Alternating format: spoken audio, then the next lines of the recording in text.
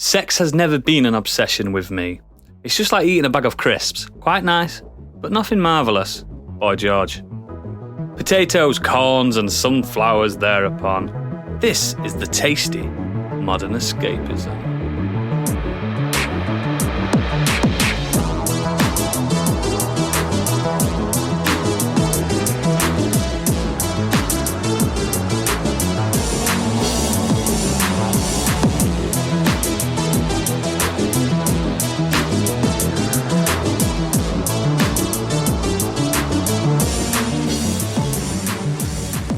Hello, my name is Oodles, and if I was a crisp flavour, I'd be olive oil. Nobody chooses it, but simply accepts its existence. Joining me on this crunchy episode is the very ribbon saucy Candy Machine. Oh, hello. The stocky and bovine beef and onion, it's Stig. Oh, yes. Hello. Familiar, but with a herby kick, cheese and chives, it's Gadget. I'm less than familiar, how dare you? And the sharp kick to the taste buds, bulbous, acidic, and with many layers, pickled onion, it's Biggie. Fuck's sake. Welcome to the show. It's going to be a great episode this week. But before we get into the nitty-gritty, Stig, sell it. If you like what we do, you can go to patreon.com. Wow. Selling it, baby. Yeah, you can go to patreon.com /modern escapism. And on there, you'll find 3 tiers we do. First up is Modern Escapees, £5 a month. That gets you an extended edition of this episode every month, as well as at least one monthly special and any other specials that we do. You also have the ability to suggest topics for us to do. So if you have an idea, send it to us, because we will get onto that at some point. At some Just point. ignore it. Yep. We also do a Dungeons and Dragons play podcast called Do Dragons Dream of Scorched Sheep? And for £5 a month, the Scorched Sheep tier will get you ad-free early access of the episode, as well as original artwork from Candy, any battle maps and character sheets Gadget puts together for the show, and any original music and anything else that we put together. And you'll also be able to suggest NPCs and items for Gadget to use. And £7.50, the Biggie Bundle, that gets you everything. And if you keep giving us money for Scorched Sheep, you can suggest things for me to say in Orapan's voice to Stig to make him feel uncomfortable. Oh, yes. Yes, excellent. Thank you very much. Now, let's get on to the Nexus. What have we been doing these past 4 days? Because a peek behind the curtain, this is very early for us recording. It's midweek. And this could be quite a small nexus depending on what we've been doing. So I want to start with the man who I know's probably done the least, Biggie. Spot on. I know. So, yes, I have literally purchased Sifu. Sifu. The new, or newish, action beat 'em up that was released by the French studio Slow Clap. But I have literally only watched the intro and the credits as well. They good? So, brilliant. Really, the intro's bang on. A lot of people saying to keep that a secret. Don't tell anybody what happened. Best it's intro really cool. ever made. And the opening credits are really cool as well.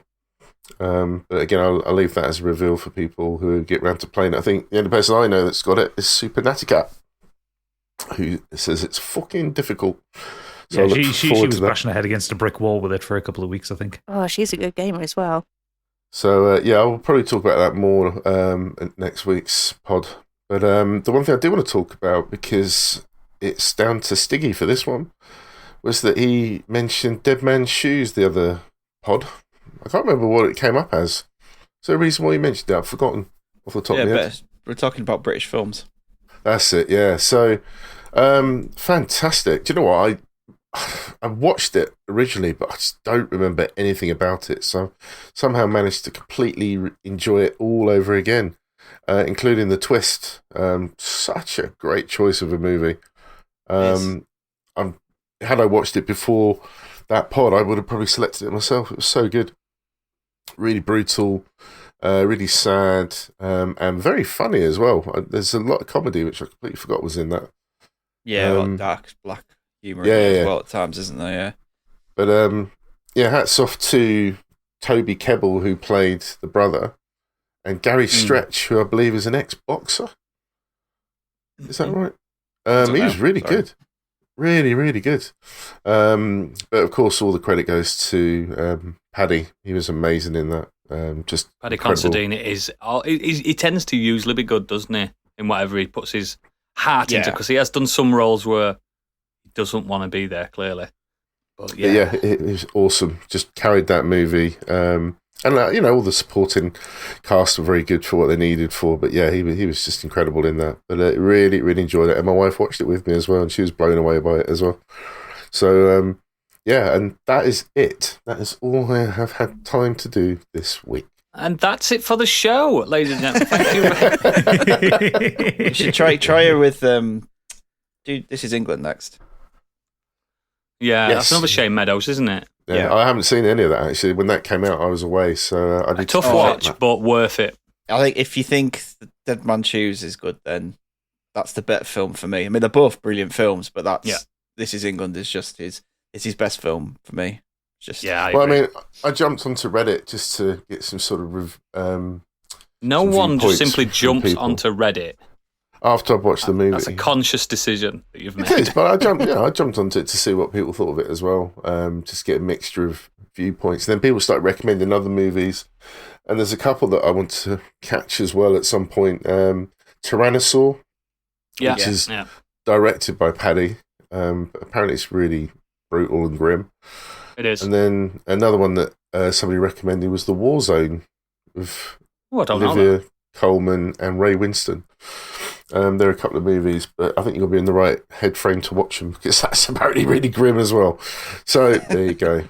Some would say it's grim in Britain, wouldn't they? Uh, These British films are... Gesturing broadly. Yeah. No, Look it's beautiful outside. up north. It's just down out the south. window. But so hopefully one of you lot can talk about something a bit more jolly. Candy, come on, you big goth. Well, speaking of goth things, I did a bit of laundry. Calm down. Turned the light off a minute ago. No, I went to see Batman on Monday, and You set I Stig completely off agree already. with Stig. Summed it up perfectly. So yeah, I really, really enjoyed it. For me, it wasn't quite as good as The Dark Knight. But for the Dark Knight for me isn't just the best Batman film. And I've said it before, it's one of my favourite films, so I would have been surprised had it been better. But yeah, no, I think I agree with what you said. Robert Pattinson is very good, but he's outshone by his co-stars. I thought Colin Farrell as the Penguin was so much better than I thought. I thought he was going to be good. He's so much better. He looks so mean and so tough and gross. And then when he puts his prosthetics on, it's even worse. Exactly. Well, do you know what? It's funny, isn't it? Because digital film is so much clearer now, and it makes it really obvious when people are wearing prosthetics or some dodgy makeup, and you just would not tell. You just can't tell it's a fat suit or anything. No, but imagine if that was a man in real life. It's grotesque. Yeah. Oof. I think makeup artists are getting better with it, especially when you get these high production budget ones like Stellan Skarsgård in Dune. You could. Oh my God! It's a man in a fat suit, but they've you done the couldn't makeup see the so lines. well. You couldn't see where his face began. Well, they That's had what I mean. to It's because almost it's like so the- clear, isn't it?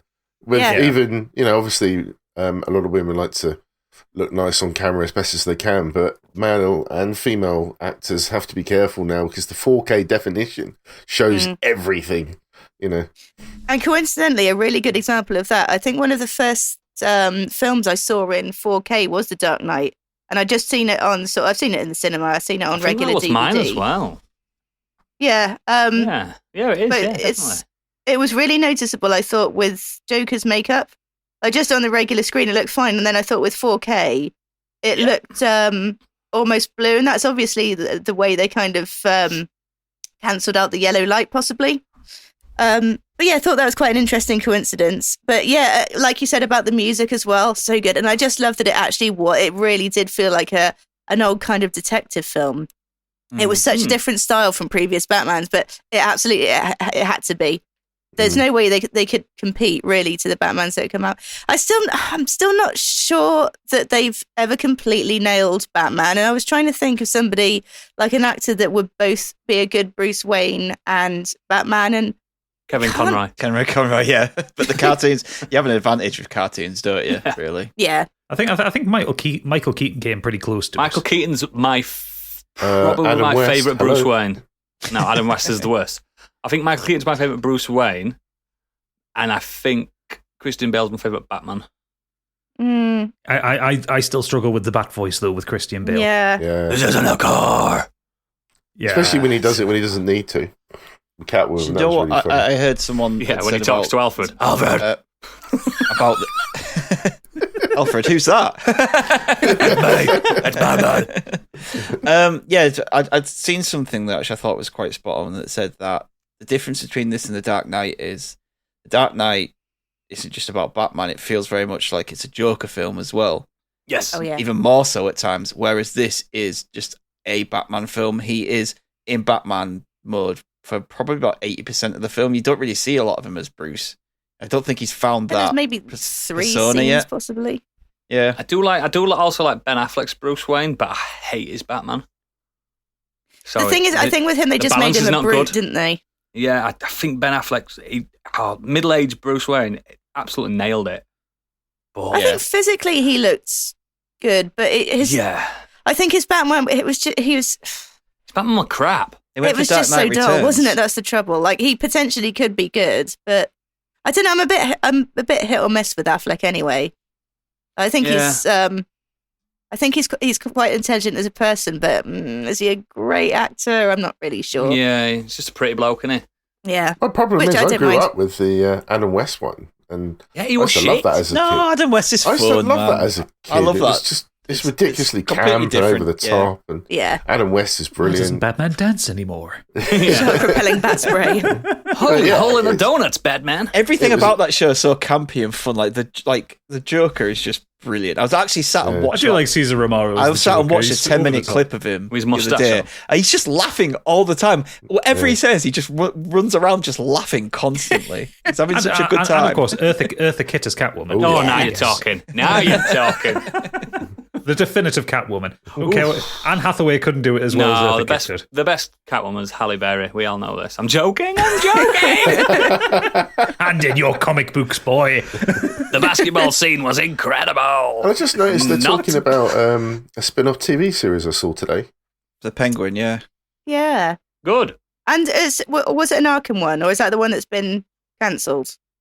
Because I thought they were doing like a horror series about Arkham.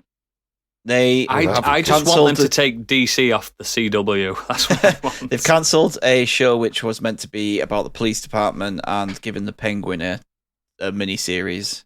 I think it's Yeah, 'cause only they like did a Gotham, season. didn't Gotham they? anyway, They though. did Gotham, but it fell off a cliff. Gotham's first 3 series were great, and after Really that, it went good. to shit. Yeah, really good. The guy from the OC as Gordon was fantastic, but then it just plummeted really fast.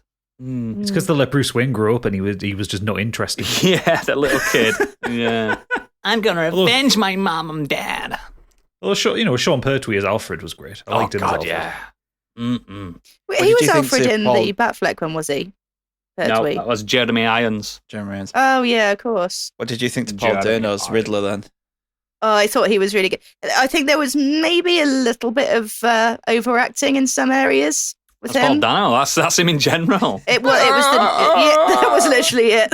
He was doing a lot of He that. does it in There was everything. one moment where there was audible laughter in the cinema, which wasn't really a highlight. But no, I thought I can understand what he was going for. I love him.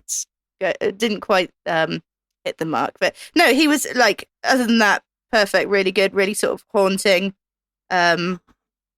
Yeah, I really, really enjoyed it. It's rumours that Paul Dano might be playing Buffalo Bill in the Silence of the Lambs remake, which would be Oh. incredible. Yeah. Oh, I can see that. Who would be They just need a Hannibal? lector. They just need a Yeah. lector. Again, do we need a remake? Yes. I love the idea of Paul Dano just kind of plotting out his career and in acting. He's going, so what kind of roles do you want? Well, I don't want to be typecast, but I do like playing psychopaths. Yeah.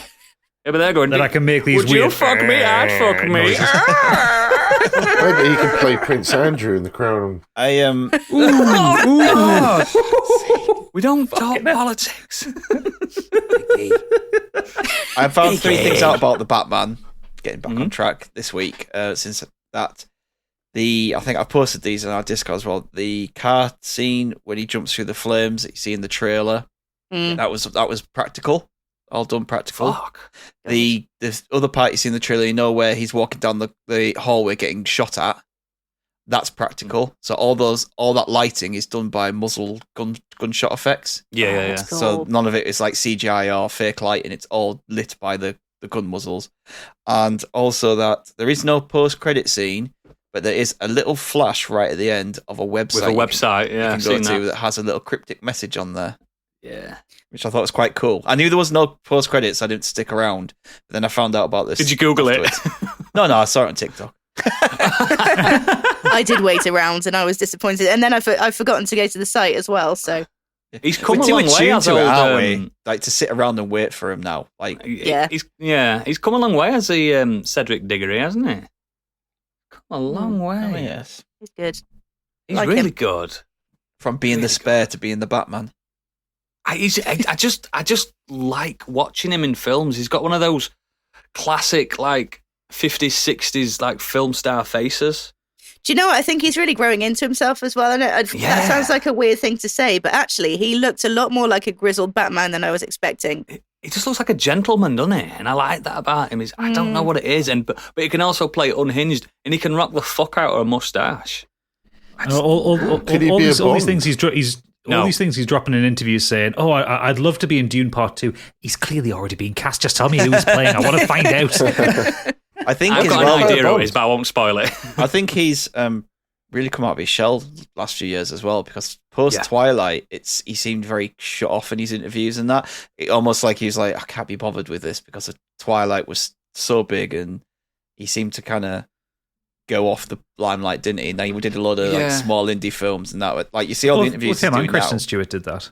Yeah, you see him doing like the Batman now is obviously a huge blockbuster film, but then all these interviews you see him in, he just seems proper funny and like He's just there in like a jumper as well, isn't he? He's not like wearing a Gucci like suit. He's just chilled. There was that thing the other day about him on Twitter where he went to visit his mum and dad and he just stayed in his old bedroom and stuff. It's like that's nice. You know what I mean? Yeah, I like him. I like him. Yeah, me too. 10 out of 10.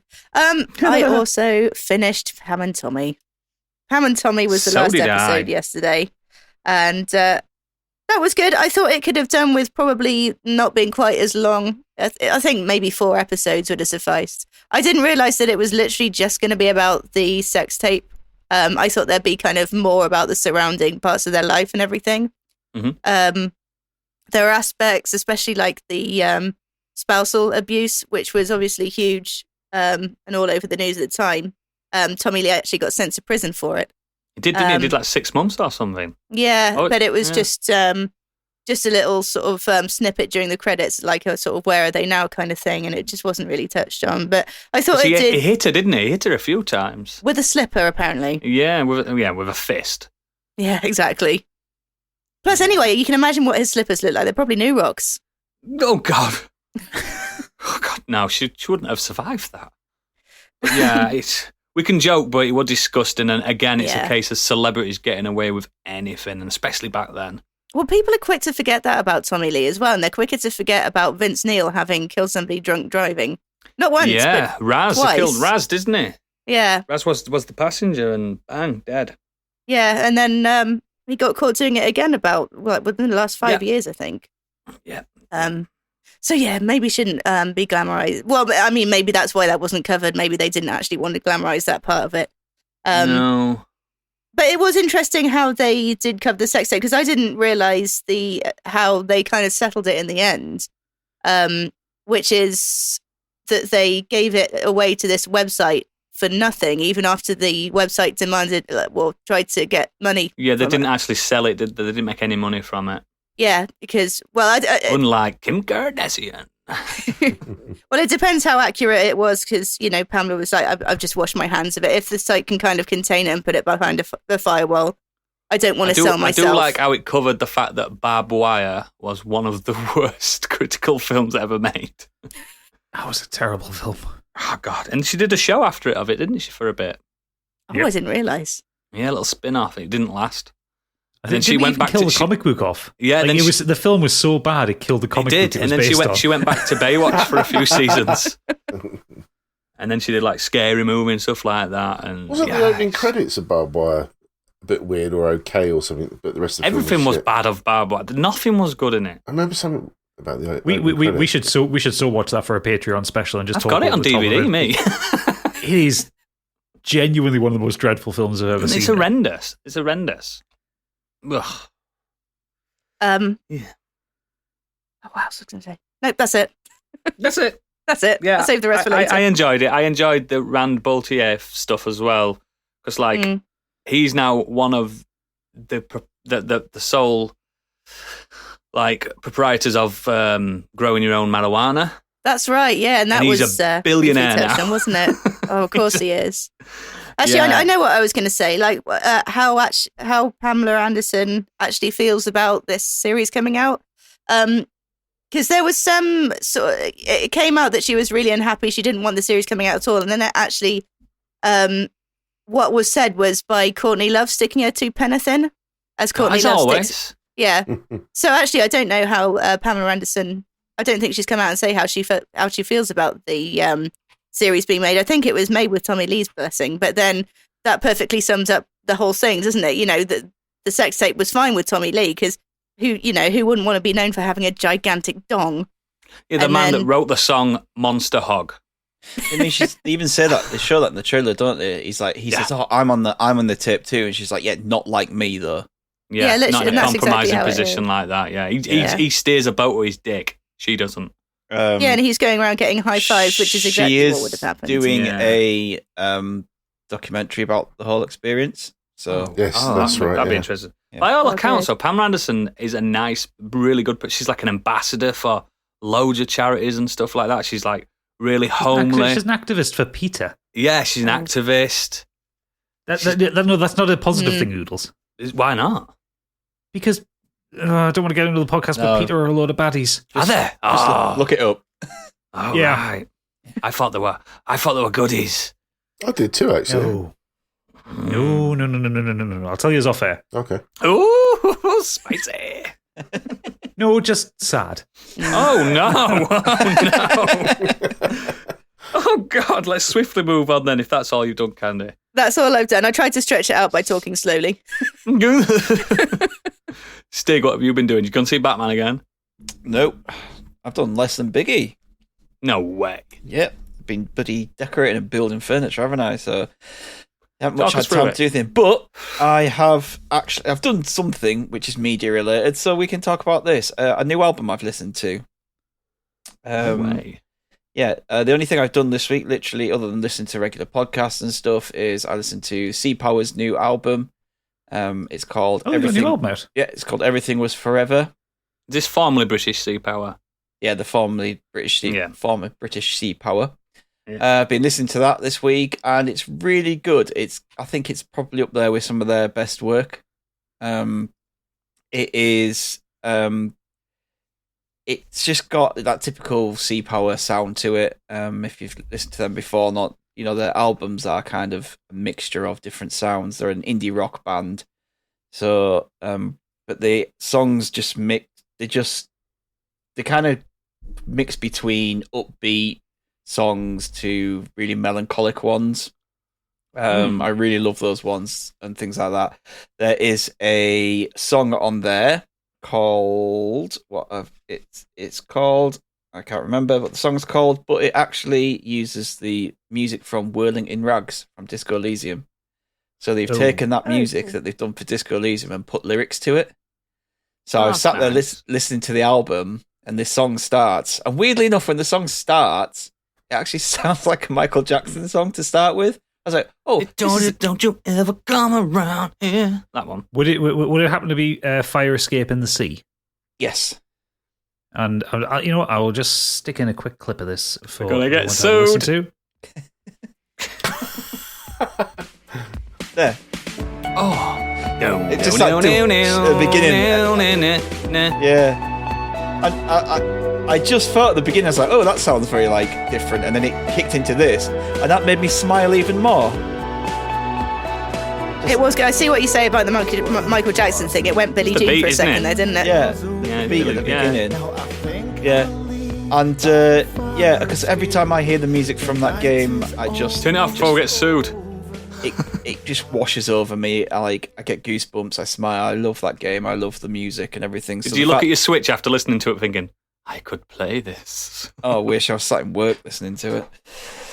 So, I just kind of really like that fact that they've obviously taken that song. I don't know whether that song was around before they did the Disco Elysium soundtrack, or whether they thought, actually, this is a really good tune. Let's put some lyrics to I think it was written for Disco Elysium. It's because most of the songs on the Disco Elysium soundtrack were Sea Power songs. Yeah, but they did. I think it was about 5 or 6 that they wrote specially for it. It's a great track. I think that was one of them. Yeah, I mean, there is a few songs from theirs that they adapted and took from their back catalogue and made it put into disco. Didn't you think though, playing that game though, when you first exit the bar and that famous tune comes in? Yeah, it's lovely. But then you go back in, you come back out, you go somewhere else, come back in. It started to kind of drain on me a little bit. Never. Not one bit. Never once. And I'll sit and listen to it. I even listened to it on the way home today after listening to this album again. I don't really like it, but I loved it. You should probably stop going in and out the door. That's my problem. He just keeps popping out for a smoke. That's what happens. Like a smoke in the bar. Yeah, I respect the law. But the album's just full of different styles. You'll hear other kind of artists in there, Echo and the Bunnymen and Pink Floyd in some of their songs. Like there's some very Dark Side of the Moon-esque music in there, and one of the songs, Fear Eats the Soul, it's very Bond-esque. You could sit and listen to that and go, with a bit of tweaking, little bit of tweaking here and there with some of the tempo, this could be one of those slow Bond. Yeah, Bond intros. And even with a title like Fear Eats the Soul, that could be very Bond-esque. Fear eats the soul. It's just really good. And yeah, I've listened to Sea Power on and off over the years. I've seen them live before. It's absolutely incredible band to see live, especially where I saw them. It's like this small little venue in York, just proper. Hardly anyone there. Do you know what I mean? Because it was such a tiny event, but it was amazing. And the triptych like Folly, Green Goddess, and Lake Echoes is it's just a real great finale to the album. It just kind of brings the album to a close so well, and there's like all this harmonies, like the woman in the band like singing in the background and stuff. It's just really beautiful. And I love Scott Wilkinson's vocals. He's very best way. I don't know the best way to describe it. It's maybe like he whispers when he's he doesn't bellow, does he? No, he's subtle. There's a subtlety to his voice. It's really nice. Yeah, like there's a wonderful etherealness to the band. I think his voice suits it perfectly. Yes, yeah, that's a perfect way to describe it. But yeah, if you listen to something like Fear of Drowning, like just listen to the way he sings that. I love his voice. But yeah, that is literally what I've done this week. Is I've listened to their new album, and I will continue to listen to it, and it gets me going back and listening to their other stuff as well. Great band. Excellent, mate, excellent. I'm going to move on to me now. I've done 2 major things. Major, that sounds aggressive. The first one, I've been playing a game that's not Elden Ring, because I've completely finished that game. I haven't platinumed it. I haven't platinumed it, but I have to do 5 more runs to platinum it. Oof, yeah. You haven't finished it, but I've beat every boss. I've been playing Triangle Strategy. Now, I've been obsessed with this since the demo initially came out. I think we did a direct, didn't we, when we first saw it? Did we do a talk? Yeah. And I was screaming at the screen. Because it's like that 2D HD art thing that made famous with Octopath Traveler. God, they don't know how to name games, do they? They tend to they give it a kind of working title, which and they keep it Octopath Traveler, because you're traveling with 8 people across 8 paths. Yeah. Or Triangle Strategy, it's a 3-way strategy game. Fine. And then they just go, Yeah, it's fine. We'll stick Leave with it, that. leave it, lads, leave it. It's because fans have go, keep the name. People tell them You to know keep what? the name. I think you're probably right. That's exactly what's probably happening. But yeah, it's by Square Enix. Basically, it's a grid-based strategy role-playing game. So it's as boring as you might think to people that are not into that genre. It's also weeby as fuck. It is very weeby. Everyone's gorgeous. Everyone's androgynous. Pink-haired girls, Yeah. people from a certain land, they're known for their pink hair. Exactly. But this is cut above the rest in terms of story. So I've played 8 hours of it, and I have had 3 battles on it. So the game is Long cutscenes. It's part digital novel in a way. Without the digital novel, you're just looking at a blank page. Things are actually happening on screen, and it's all voice acted. It's basically Game of Thrones. So you play as Serenoa Wolfort. That's a boy. I thought Serenoa was kind of a girl's name, but it's whatever it wants to be, isn't it? But yeah, you play as him. Cyrano. Stunning young man, as always. He'd just become an adult. He's the new lord of his House Wolfort. And basically, the plot is 3 kingdoms are at a very tumultuous peacetime. We all know what that feels like. So one of the kingdoms holds all the iron and all the smelting. One of the kingdoms holds, for some reason, all the salt, because apparently that's a precious commodity. And the kingdom where Serenoa lives, they have fresh water, but they're also mainly the mediators between the other 2 kingdoms. So that's your triangle, basically, the 3 kingdoms. And it's the political intrigue is just incredible. It's a very political game. Like, these characters that remind you of like Littlefinger from Game of Thrones, and you're like, I see him coming a mile off. And it's just really good. If you're not into rich dialogue and stuff like that. Now, let me just give you a tip. Don't listen to the English dialogue. It's fucking horrendous. I've played the demo. The English dub is terrible. Yeah, the Japanese audio, it gets the cadence right and the emotion a lot better, and the characters actually suit the voices, rather than everyone on this just sounding like, let's go, ye lord. You know what I mean? Like, stop. Yeah, they all sound like Americans doing English voices, Yes. but also trying to sound like teenagers at the same time. Yeah. It's just really good. If you like Game of Thrones and you feel like, oh, I want to kind of play a game that's like that, it's like that when it comes to story. But the gameplay is literally chess. It's chess, isn't it, Gadget? Yeah. In the most fundamental ways. With it's chess with a rock paper scissors style gameplay to it, and each battle is a bit of a puzzle. For me, it's probably the best tiny tactics game since Final Fantasy Tactics. By a country, I've played it this much now, and I've only had 3 story battles, but you can play like leveling up battles. You know what I mean? Little practice battles as much as you want, and I think it's better than Final Fantasy Tactics when it comes to the combat. Ooh. Yeah, it does some fucking crazy shit. It does some really clever stuff, like where if you put your character next to a tile, next to a baddie, and when your other character's behind that baddie, you attack it, your other character will attack it as well. You do a pincer attack. So you get some free hits in. Yeah, and it does things where, like on Final Fantasy Tactics, if you got a back attack on somebody, you could get a critical. On this, you are definitely going to get a critical hit. So, because I'm playing on hard, because I always play tactical games on hard, because I'm a pro gamer, and it makes them last longer. The baddies will like position themselves so you can't get to the back, but also the AI will also try to like pull your characters away. Like a lot of the battles are stalemates. No one wants to push forward, and no one wants to push the other team back. And it's just like, obviously Final Fantasy Tactics is from like 1997. You know what I mean? 1998 maybe. Yeah. This is 2022, and the AI is just so smart. It reminds me of XCOM 2 when you're really playing on high difficulty. Oh, yeah. It's not. There's no dice rolls on this. If your attack is 16, you're going to hit for 16, unless you put some kind of special on it. But you've just got to think about, like, should I put my tank in front? He could die, and on this is no permadeath at all. So he'll just come back after the battle. is it worth sacrificing my tank? So then once the tank's took all the brunt and he's knocked a few HPs down, everyone else can gather. It's just really fucking good. And there is a free demo. Sounds like Scorched sheep. Do you know what? There's characters in this that if I didn't know, I'd say Gadget developed this game. Because there are some characters in this, I'm like, I know him. I know him from Scorched sheep.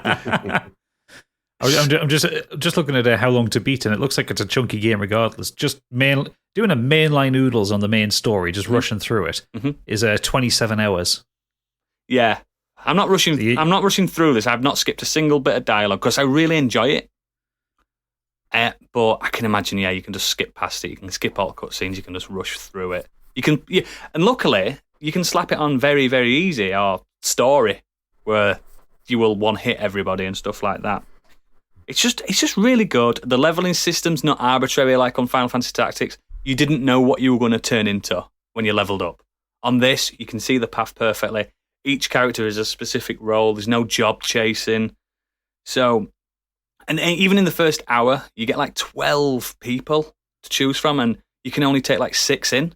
So you've really got to swap and change. I just think it's fantastic, and I can't see this dropping off at all. I think it's just going to be perfect till the end.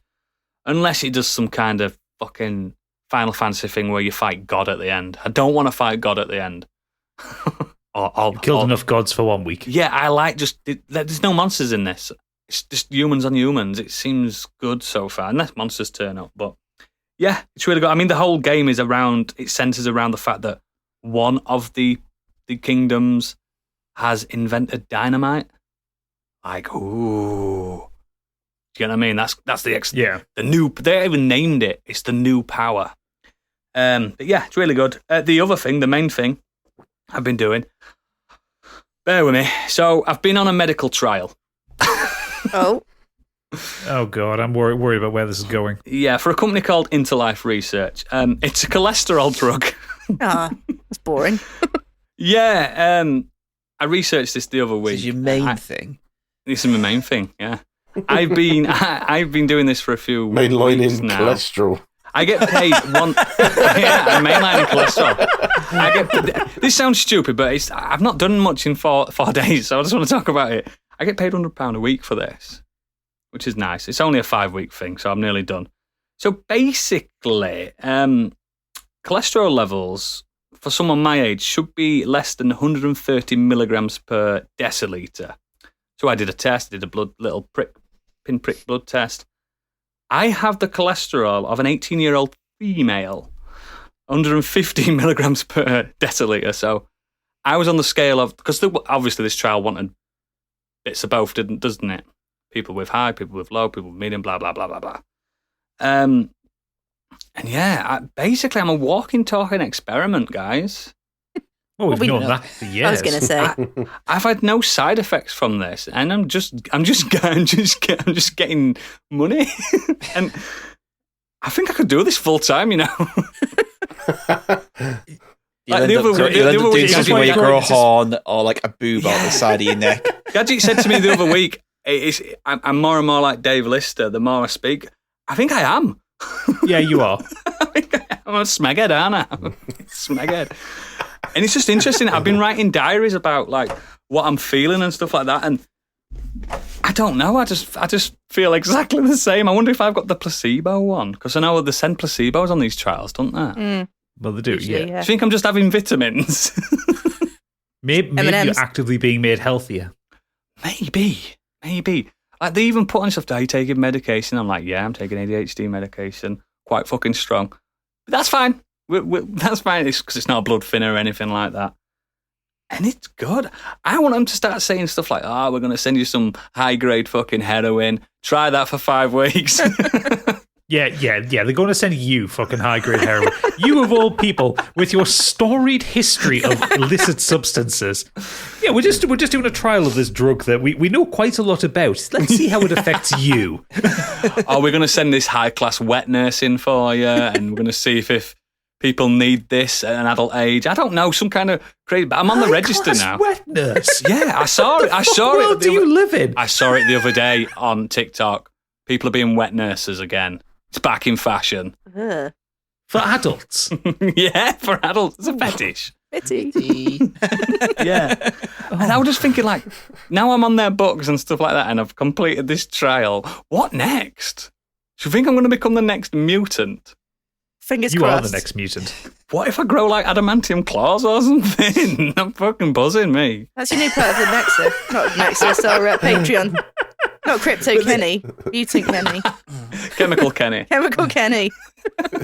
It's just I What, didn't has he have dipped much his to toe in this discuss. Yeah, I didn't have much to discuss You in this could have next one. I talked just about wanted- this the other fucking night. That was what that was for. No, but I suppose, I suppose I could have done, but yeah, it's coming to an end, and I can't. What if I get withdrawals from cholesterol medication? Just start chugging eggs. Yeah, I need eggs. Cream eggs. Cream eggs. Yeah. Cream eggs only. Yeah, it's just I don't know. I just found So it. versatile. I thought it'd be interesting to bring up in the Nexus that this is how my mind works. I'm just a fucking idiot. At least you admit it. I don't deserve this shell, do I? No. Somebody much more willing could take this and do good with it. But yeah, that's been it's been my 4 days. Well, it's not been my 4 weeks really. I love the fact that you're taking cholesterol that so you think you're going to be fucking Professor X. Did you actually say that, Biggie, or am I reading your mind? Feels like I'm reading your mind. But yeah, that's what I've been doing, guys. So let me know if you guys, any of the listeners, have taken anything for trials. I'm up for it. Put anything in me. Like I said, I'll try out twice. That's what he says when he goes down to Amsterdam. Yeah, I'm up for it. Put anything in me. I'm good to go. Gadget, you been doing anything interesting? Yes, not taking random pills. My God, man. But actually, it is slightly medical related because I've been watching The Dropout on Disney Plus. Oh yeah, I've seen this. So The Dropout is based on a very popular ABC podcast that came out a couple of years ago. It tells the story of Elizabeth Holmes and Theranos. And if you aren't aware of who Elizabeth Holmes is and what Theranos is, Elizabeth Holmes was for a period the youngest self-made female billionaire in the world. Yep. With her medical company Theranos. And she's also been found to be one of the greatest scammers to ever exist. So Theranos, Theranos, the company she founded, she dropped out of Stanford University at 19. She set up this company because she had this brilliant idea of a piece of kit that can do every blood test you could possibly want with a single drop of blood on a portable device. That's what I did. Sounds like magic, doesn't it? Because it didn't fucking work. Oh shit. However, she managed to raise... so I'll just give you a little bit from the Wikipedia on Theranos. Founded in 2003 by then 19-year-old Elizabeth Holmes, Theranos raised more than $700 million from venture capitalists and private investors, resulting in a $10 billion valuation at its peak in 2013-2014. The turning point came in 2015 when medical research professor John Ioannidis and later a few other companies, along with an investigative journalist for the Wall Street Journal, questioned the validity of Theranos' technology. Basically, she took the concept of fake it till you make it and never actually made it. But she was also an incredibly arrogant person, and her idol as a child was Steve Jobs. And when I can't remember if it was Forbes or the Wall Street Journal or something, when she was on her kind of upswing, referred to her as the female Steve Jobs, she fucking took that to heart. She was doing photo shoots in the black turtleneck and everything. No way. Was she neglecting a kid as well? She didn't have a kid. Oh. She Steve went Jobs off did it in his head. Yeah. Well, yeah, true. Stay away from that She prawn went off the salad. deep end with it. And so she was this, I can't remember whether it was this year or late last year, but she was actually finally found guilty of like massive fraud. She'd taken basically venture capital money and investor money, put it into fancy flashy offices, never actually had a product that worked. Managed to get an agreement with companies like Walgreens and Safeway in America to have these Theranos units in their shops so people could go in, submit a blood test and all that. It didn't do what it was actually supposed to. What was happening is they were taking some blood and then sending it off to an actual lab to do the tests. Oh, so it was just like a distribution of blood rather than... Yeah. But the whole marketing thing behind Theranos' project was supposed to be, you were supposed to be able to do all these tests with just the pinprick of blood, like the same if you're a diabetic and you had like prick the end of your finger and do the diabetes sugar test. Yeah.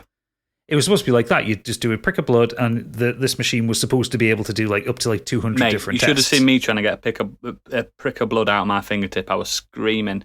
I'm going, no!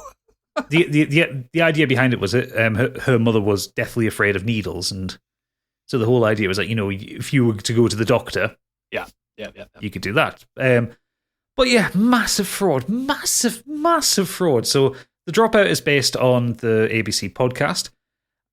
It's got Amanda Seyfried playing Elizabeth Holmes. Oh, I love Amanda Seyfried. Naveen Andrews playing Sunny Balwani, who was like a millionaire kind of best friend / lover / investor kind of person. Mm-hmm. The only other name of so you got Michael Ironsides in it as Don Lucas, who was an investor. Sam Fisher himself. Stephen Fry plays one of the primary scientists behind the blood work, Ian Gibbons. Sam Waterston's in it, Kurtwood Smith, loads of people actually. I think even William H. Macy's in it at one point. Ooh. Yeah, William H. Macy is Richard Fuers. It's really good actually. It's quite strange because the way they tell her story, so it's kind of framed around the depositions that she gave. Yeah. And Amanda Seyfried is really, really good. She's great, isn't she? She's just great anyway.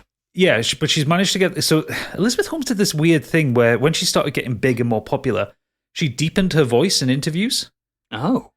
And it sounds really weird, but the whole thing is like she had it in her head, and it might be because she got advice from Larry Ellison, who was the guy who founded Oracle. Also, notorious cunt. But whoa. He's a bad person. There it is, guys. But he gave her a lot of advice, and I think it came from there was basically the idea that she wouldn't be taken seriously as a woman because she sounds like a woman. Oh, for fuck's sake. So she started in interviews, she started dropping her voice lower, and it sounds so fake. Hi, guys.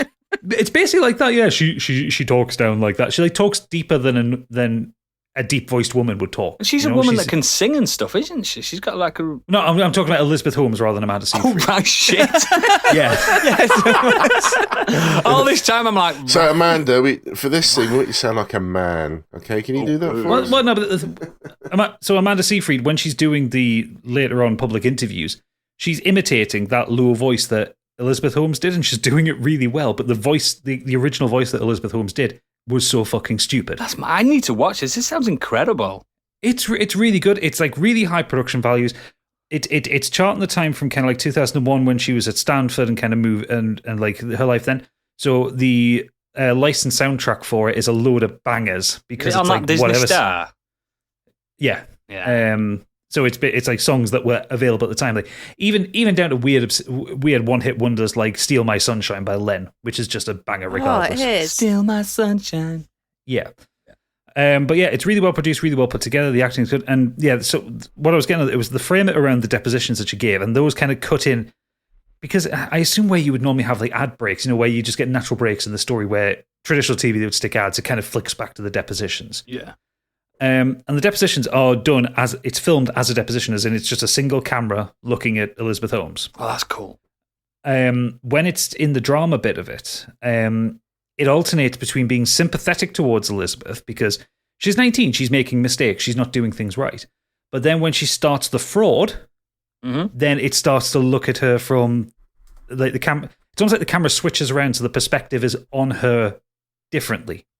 Ooh, like leading up to the point where she decides to defraud. So the way she decides to defraud investors is it's one of their very early kind of fundraising rounds, and this is all in the podcast. This is all kind of well known stuff. And she goes over to Switzerland with the prototype of it, of this device. Now they've made the prototype work for sepsis, basically because that's one of the easiest things to test the blood for, and so they just wanted to show like you put the blood in the cartridge, put the cartridge in the thing, and it works it out. Yeah. On the trip over to Switzerland for this meeting, it somehow gets damaged, or basically when they test it in the hotel the night before, it doesn't work. And they spend the whole night kind of taking it apart, putting it back together, doing hundreds and hundreds of blood tests, trying to make it work, and it won't work at any point. So what they did was, the fraud, to get through the investor meeting, because they had to show a working product, the way it was designed to work at the time was it would do the test, it would beam the results back to their server would work out the result, and then send it back.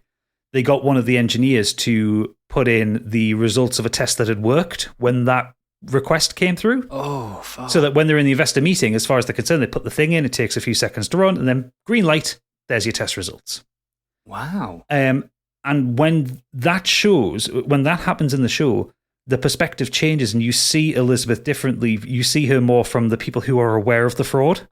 Yeah. And it stops being so sympathetic towards her and starts being, this is what she's doing. And I quite like that change, because up to the point, like, she's not the most likable person in the world in the early parts of the show, but she starts to become deeply unlikable as she goes on further, because she just sees people as an expense. She sees people as a means to an end to become a billionaire. She even says, like, when she's before she goes to Stanford, all she wants is to change the world and to be a billionaire. Mm-hmm. Do you know, like, these billionaires, right? When you get to the being a billionaire part, I just stop. Well, the thing is, I just stop. I know. Now it's time to spend. The people who become billionaires aren't normal people. Yeah. They don't like money anyway, do they? They don't care about money, do they, usually? It's more a power thing, but it's that you have to have a certain mindset to become a billionaire.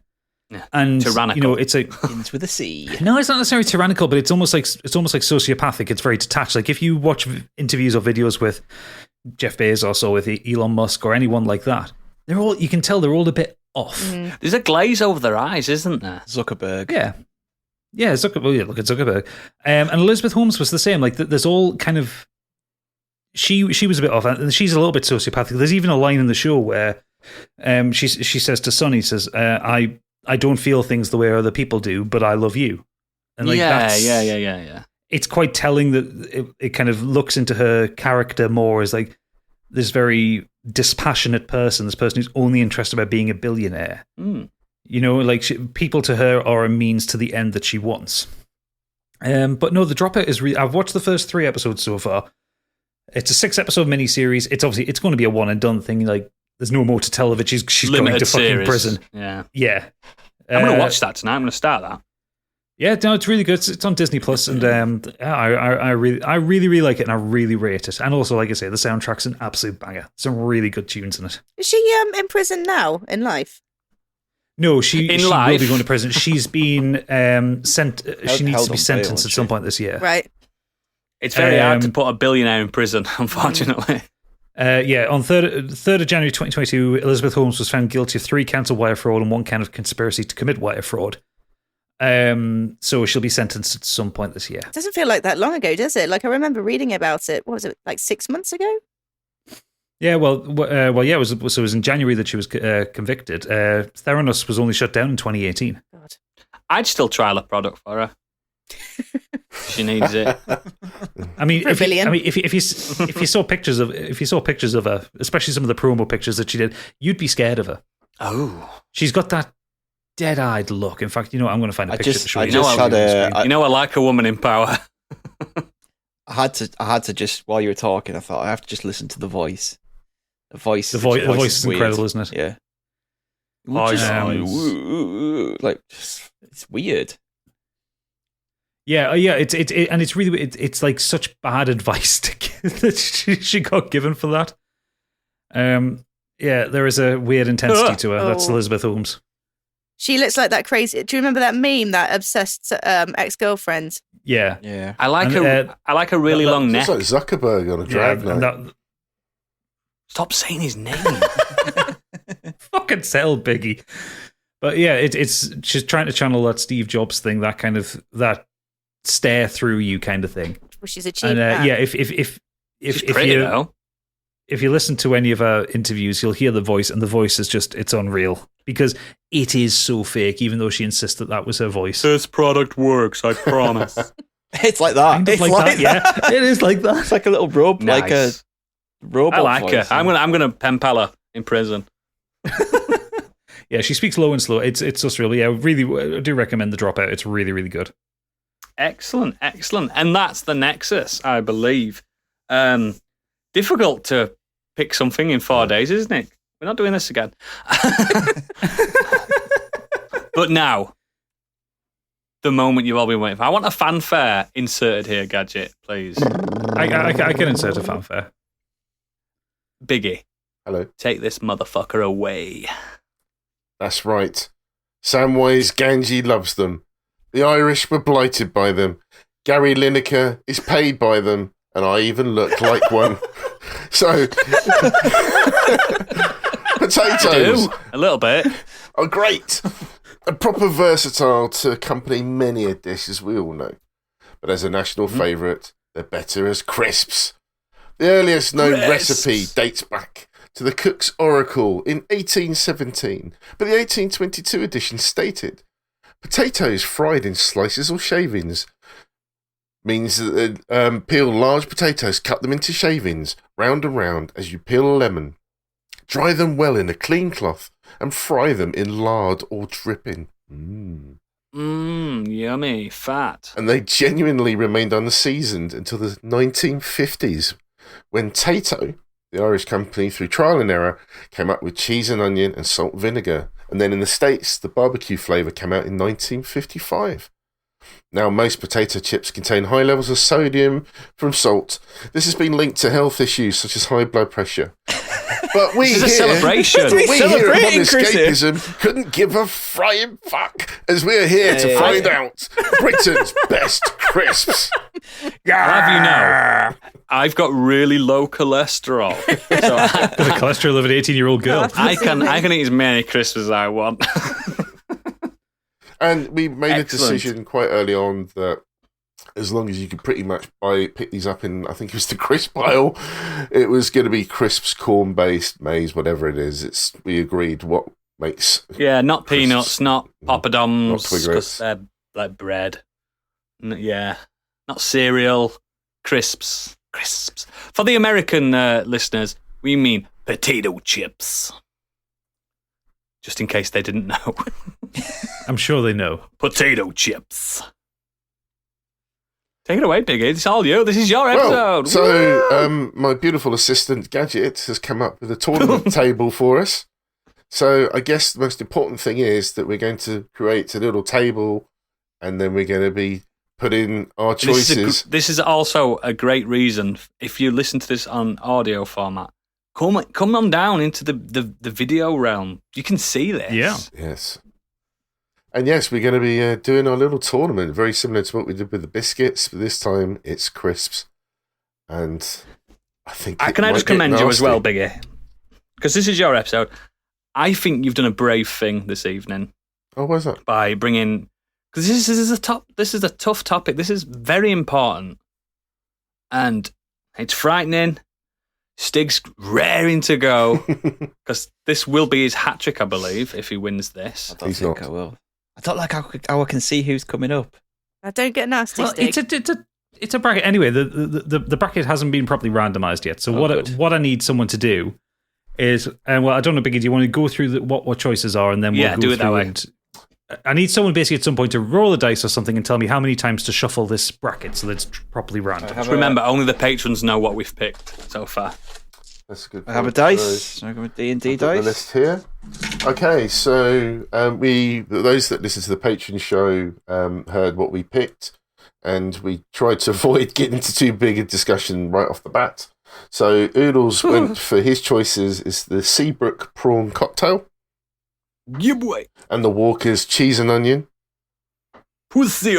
Gadget chose chili heatwave Doritos and sour cream and chive Pringles. Candy went for the Walker's Sensations Thai Sweet Chili and Walker's Max Strength Jalapeno and Cheese. Ay, chihuahua. Myself, I went for the Flaming Wotsits and the Texas Pringles Barbecue. And finally, the loser tonight, Seabrook Ham and McCoy's Flame Grilled Steak were Stiggy's Seabrook choices. Canadian ham. Thank you very much. Does it matter? And not just ham. Canadian ham's Canadian way ham. different, isn't it? Yeah. So So because we have a bracket of 10, we have 2 knockout rounds first to get the wild cards out of the way, the preliminaries, and then after that it's then the 8 to go down towards the final. The hateful 8. So Stig, how many times do I need to shuffle this? 2. 2. Ooh, conservative. 1. All it came out. 2. That's all the dice came out as. Excellent. So the first the 2 knockout brackets we have to start Fuck me! are Seabrook fuck's Canadian sake. ham versus Sensations Thai Sweet Go Chili. back to the old bracket where I was ahead. And then Seabrook Prawn Cocktail versus Pringles Barbecue. If I win, I have to go against myself. Well, is that not the best way? Because you win regardless. No. We're all winners, baby. Go on then, Stiggy. Why don't you take it away? Because yours is Seabrook Canadian ham first. Oh, Canada, our home and native land, true patriot love in all of us command. And I think that's how I feel every time I eat a packet of Seabrook Canadian ham crisps. Because they are the best crisp going.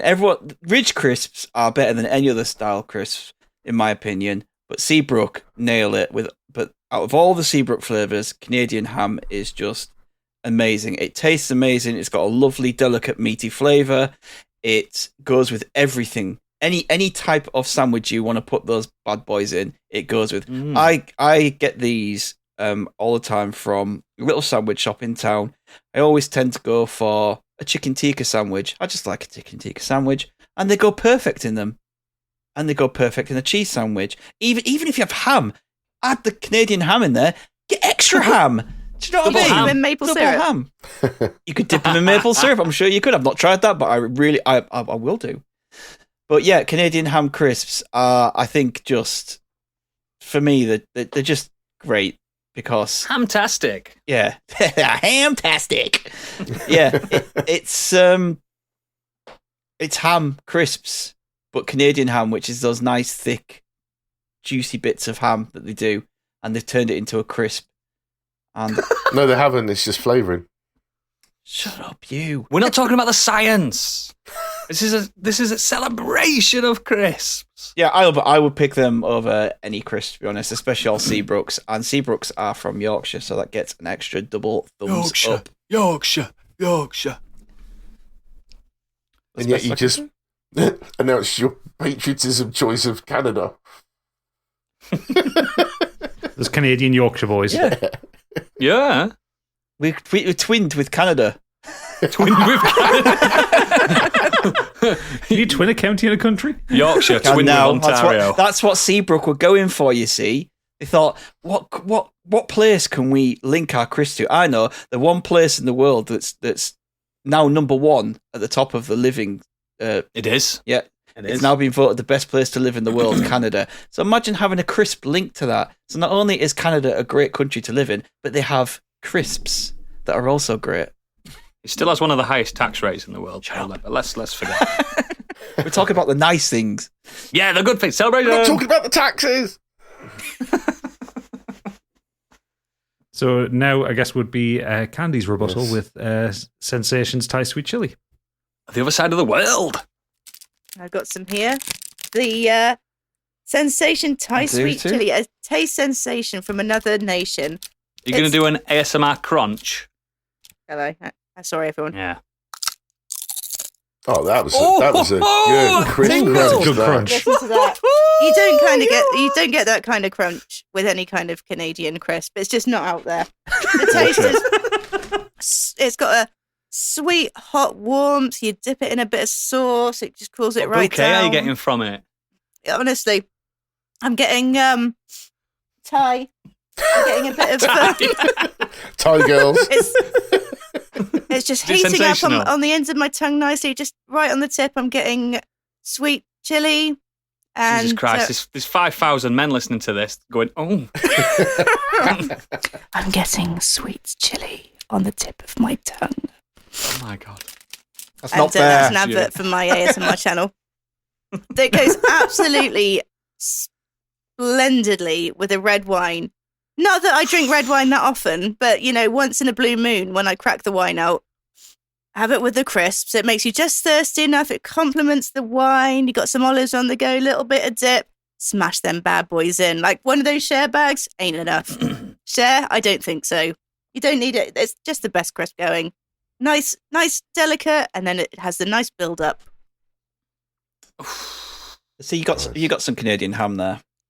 I don't. I can find any. Couldn't find any either. She didn't go to Canada like you. No. I've got the Thai sweet chili ones here. I have all the other flavors apart from. Have a little crunch then, Stig. Have a little crunch. I've been having a little bit of a crunch whilst he talks about. A little bit of a crunch. Crunch. Crunch it, baby. You know nothing of the crunch. Yeah, they're tasty. All right. Oh, have you heard him? Yeah, they're all right. He's going to be dismissive because it's not his choice. Yeah, he actually adores it. He adores it. He's putting 4 in at once.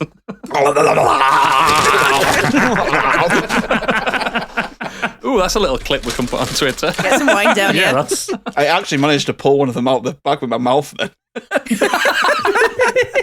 You're in an exceptional crisp eater, that's what you are. I think they're a bit too much though, aren't they? They're not, it's like, she says they're delicate, but they're not. Like, you can't, you sit and eat all these and your mouth would just be a bit like, after a while. Only if you're a child. A Canadian ham crisps is just, that's a delicate crisp. A nice gentle ham flavour, meaty flavour, just running through your mouth. And these would go nice with it. Common, These though. would, but that doesn't matter. Sometimes common is nice. Oodles has picked cheese and onion because they're a great flavour. Don't drag me into this. I thought you were going to say Oodles is common and we like him enough. Oodles is common and we like him enough. Yeah, exactly. But these Down to earth, I prefer. They're a nice party crisp, but if you want like a nice little bag to yourself, put it in a sandwich. These aren't the type of crisp that you can put in your bit and have at lunch. Oh, but they are. Little bit of cheese on top. Put them in the microwave for 30 seconds. Ooh, look at us. We're sensations. It's a taste sensation from another nation. Actually. Nice. Okay, I think that's the presentation from both, so I think we need to go to the rest of us. Did I mute myself then? To make a decision on which one goes first. So, Oodles, as you were almost dragged into the argument, why don't you go next and explain which is your choice out of the two? Now, I do like the fact that I can taste Canadian ham with Canadian ham flavour because I don't eat ham, and it's nice. It's a newer flavour to my palate. I enjoy them. I think they're like Stig says. I think Canadian ham are exceptional on a sandwich. You can literally just have butter and those crisps, and you've got yourself a sandwich. Oh, yeah. You can't put a sensation between bread. I'm you sorry, can. but you can't. Absolutely can. You cannot. However, Sensations Thai Sweet Chili are an exceptional crisp. They don't burn enough to make so you can't just scoff a pack, but there's a little bit of a just a kick tingle. to it. And they've got that little green stuff on it, them herbs. And you see them on your finger when you're finishing, like, green herbs. Pudding. Pudding. Oh, God. Rubbish then. They're And now for pudding. Not hot enough. They're just... I'm not a massive fan of super, super hot stuff. And I think they just hit where they need to hit. So now I'm torn between categories. Do I go for a stalwart sandwich crisp, or do I go for something a bit more, how do you say it, against the grain? Hers are more I will say expensive that- than mine. Yeah, but Seabrooks You're are bringing impossible cost to into find. this. He knows I'm a tight bastard. I went to 5 supermarkets and could not find this Canadian. In fact, I'm not even sure it exists, to be perfectly honest with you. He does. I've had them seen plenty no of evidence times. of this. Not where You I'm can get from. them in multi-packs as well. They're good. I They're even a went good to Aldi. stalwart of Yorkshire. They are a good crisp. Don't be putting buzzwords in By a there. smaller, more independent Just company Stig, compared to. be quiet. Stop Walkers. influencing Oodles. We know how easily he's led. She got to do This it. has to be his choice. I'm gonna base a lot of this on what I feel like I'd want to eat now, and I'm not boozing, by the way, because it's midweek. I'm gonna go with Sensations. Yes. Dickhead. We're friends, mate. We're friends. I'm No just one's I'm friends going when with that sticks in because competition. if I saw the ham and then the Thai sweet chili on a shelf for a meal deal, I'm picking Thai sweet chili. Why? You just said then that I don't the know. Canadian ham goes better in a sandwich. No, but I don't always get a sandwich. I on don't a always meal want a deal. Sometimes sandwich. Sometimes you just want a sometimes I get crisp. a wrap. Yeah, or a They Snickers. go better with a wrap. You have a wrap I've or made a my decision. sandwich. I've made my decision. Okay, thank you, Oodles. I'm sorry that you were insulted there. I think that's awful. Clearly shows Still the a great direction pick, that though, a Stiggy great wishes to go with this competition. See, things always Gadget, get Insult nasty. him. how do you feel? I like both of them, but like if you put the two of them in front of me, I'd probably pick the Sensations. I have a weird thing when it comes to like meat flavored crisps. I don't know, like it just never seems to get it right for me. Like Seabrook Canadian ham, they're fine. I like them enough, but if you put the two of them in front of me, I'd pick the Thai sweet chili every time. Because they just come in bigger bags. Are you implying it's just because I'm a greedy bastard? It's not a bag competition, it's a crisp competition. It's not a put a bowl of them in front of me, an equal-sized, equal-weight bowl, and I'd pick the Sensations regardless. He does a crisp competition like he's playing rugby, this kid, doesn't he? He's fucking coming at us. He's going to break his collarbone by the end of this podcast. Okay, so I think you've made your vote. Big issue now. For me, I appreciate that Stiggy must feel disappointed here, but yep, I have to go for Sensations as well. The fact that they're generally part of meal deals, and they're my choice out of those. They always go well with a Subway or something like that. But yeah, I totally agree with the little flavour. It's that little tingle, the herbs that you get on It's top. just enough, isn't it? And it's perfect and great with beer. So yeah, I'm a Sensation man all the way through on that one. Sorry, Stiggy.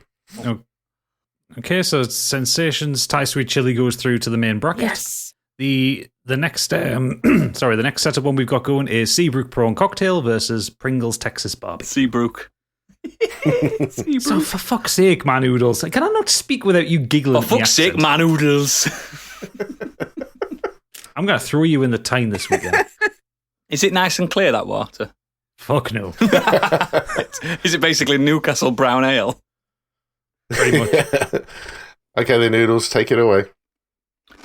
Seabrook Prawn Cocktail crisps. Now, more divisive than socks with sandals, Prawn Cocktail is an attitude more than it is a crisp. A true individual with style and flair. It has defied the trends to remain a staple classic for those in the know. So, in 1939, Mr. Charles Brooke went to collect his photos and noticed that the shopkeeper had accidentally labelled them Seabrook instead of Seabrook. When he opened his first fish and chip shop in Bradford, Charles decided to name it Seabrook. Then, flash forward to 1945, Charles's son Colin returned from the Navy, and together they discovered that with their fryer, they could diversify their use of the humble potato. Seabrook Crisp was born, producing Britain's original crinkle-cut crisps. Then flash even further to the dawning of the 80s. In 1979, the first prawn cocktail crinkle-cut crisp was made. Seabrook were the first to use sunflower oil to cook their crisps, which gave it that distinctive crunch. Now, Stig perfectly surmised the fact that a crinkle-cut crisp is great. It locks in flavour in those ridges, doesn't it? And you get a nice dusting that stays on the crisp throughout. Now, prawn cocktail. A lot of companies do prawn cocktail. You've got your Skips, you've got your Walkers, you've got... I think these guys nail it. It doesn't just taste like tomato and mayonnaise like a lot of them do. This genuinely, it has an air of the ocean to it. I just tried one. It has an air of something. That's your hair that's got stuck in it. And it's just got a tang, a nice tang to it that consistently just repeats for a while. You burp it back up, you've got another taste. You can taste it again. Is that an advertisement for it's it? It's a crisp that keeps on going. It's a tough crisp. It's a strong crisp. It's very well priced, as Stig mentioned on the other Seabrook. I know Biggies struggle to find it, but it's out there and it's ready for you all. And a lot of people like to drink the end of crisps, don't they? They drink they make the packet and then drink it. Great crisp to drink. Really, really nice. Needs to go into the marketing. Seabrook's great crisp to drink. Yeah, I just think the brilliant and the best version of prawn cocktail you're gonna get. And I know prawn cocktail flavour stuff is a quintessential a British thing. You don't really get prawn cocktail anywhere else. And let's like glamorize that. Let's be proud of that.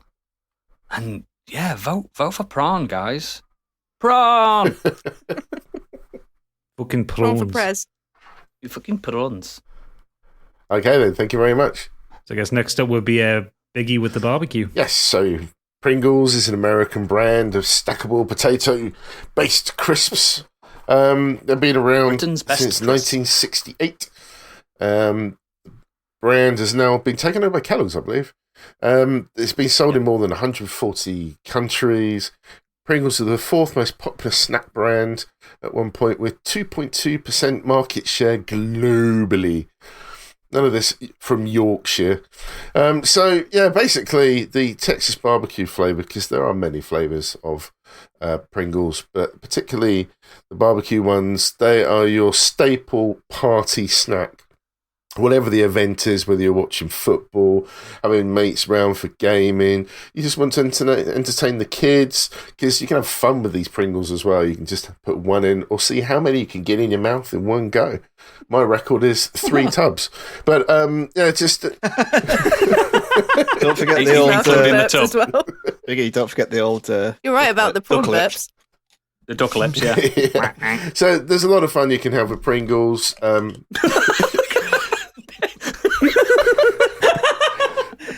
So for people not watching on YouTube, I just focused on Stig there, chomping down on some Pringles. And yeah, it's just that little flavour. It starts off with that barbecue, but then you get that sweet taste that comes immediately after.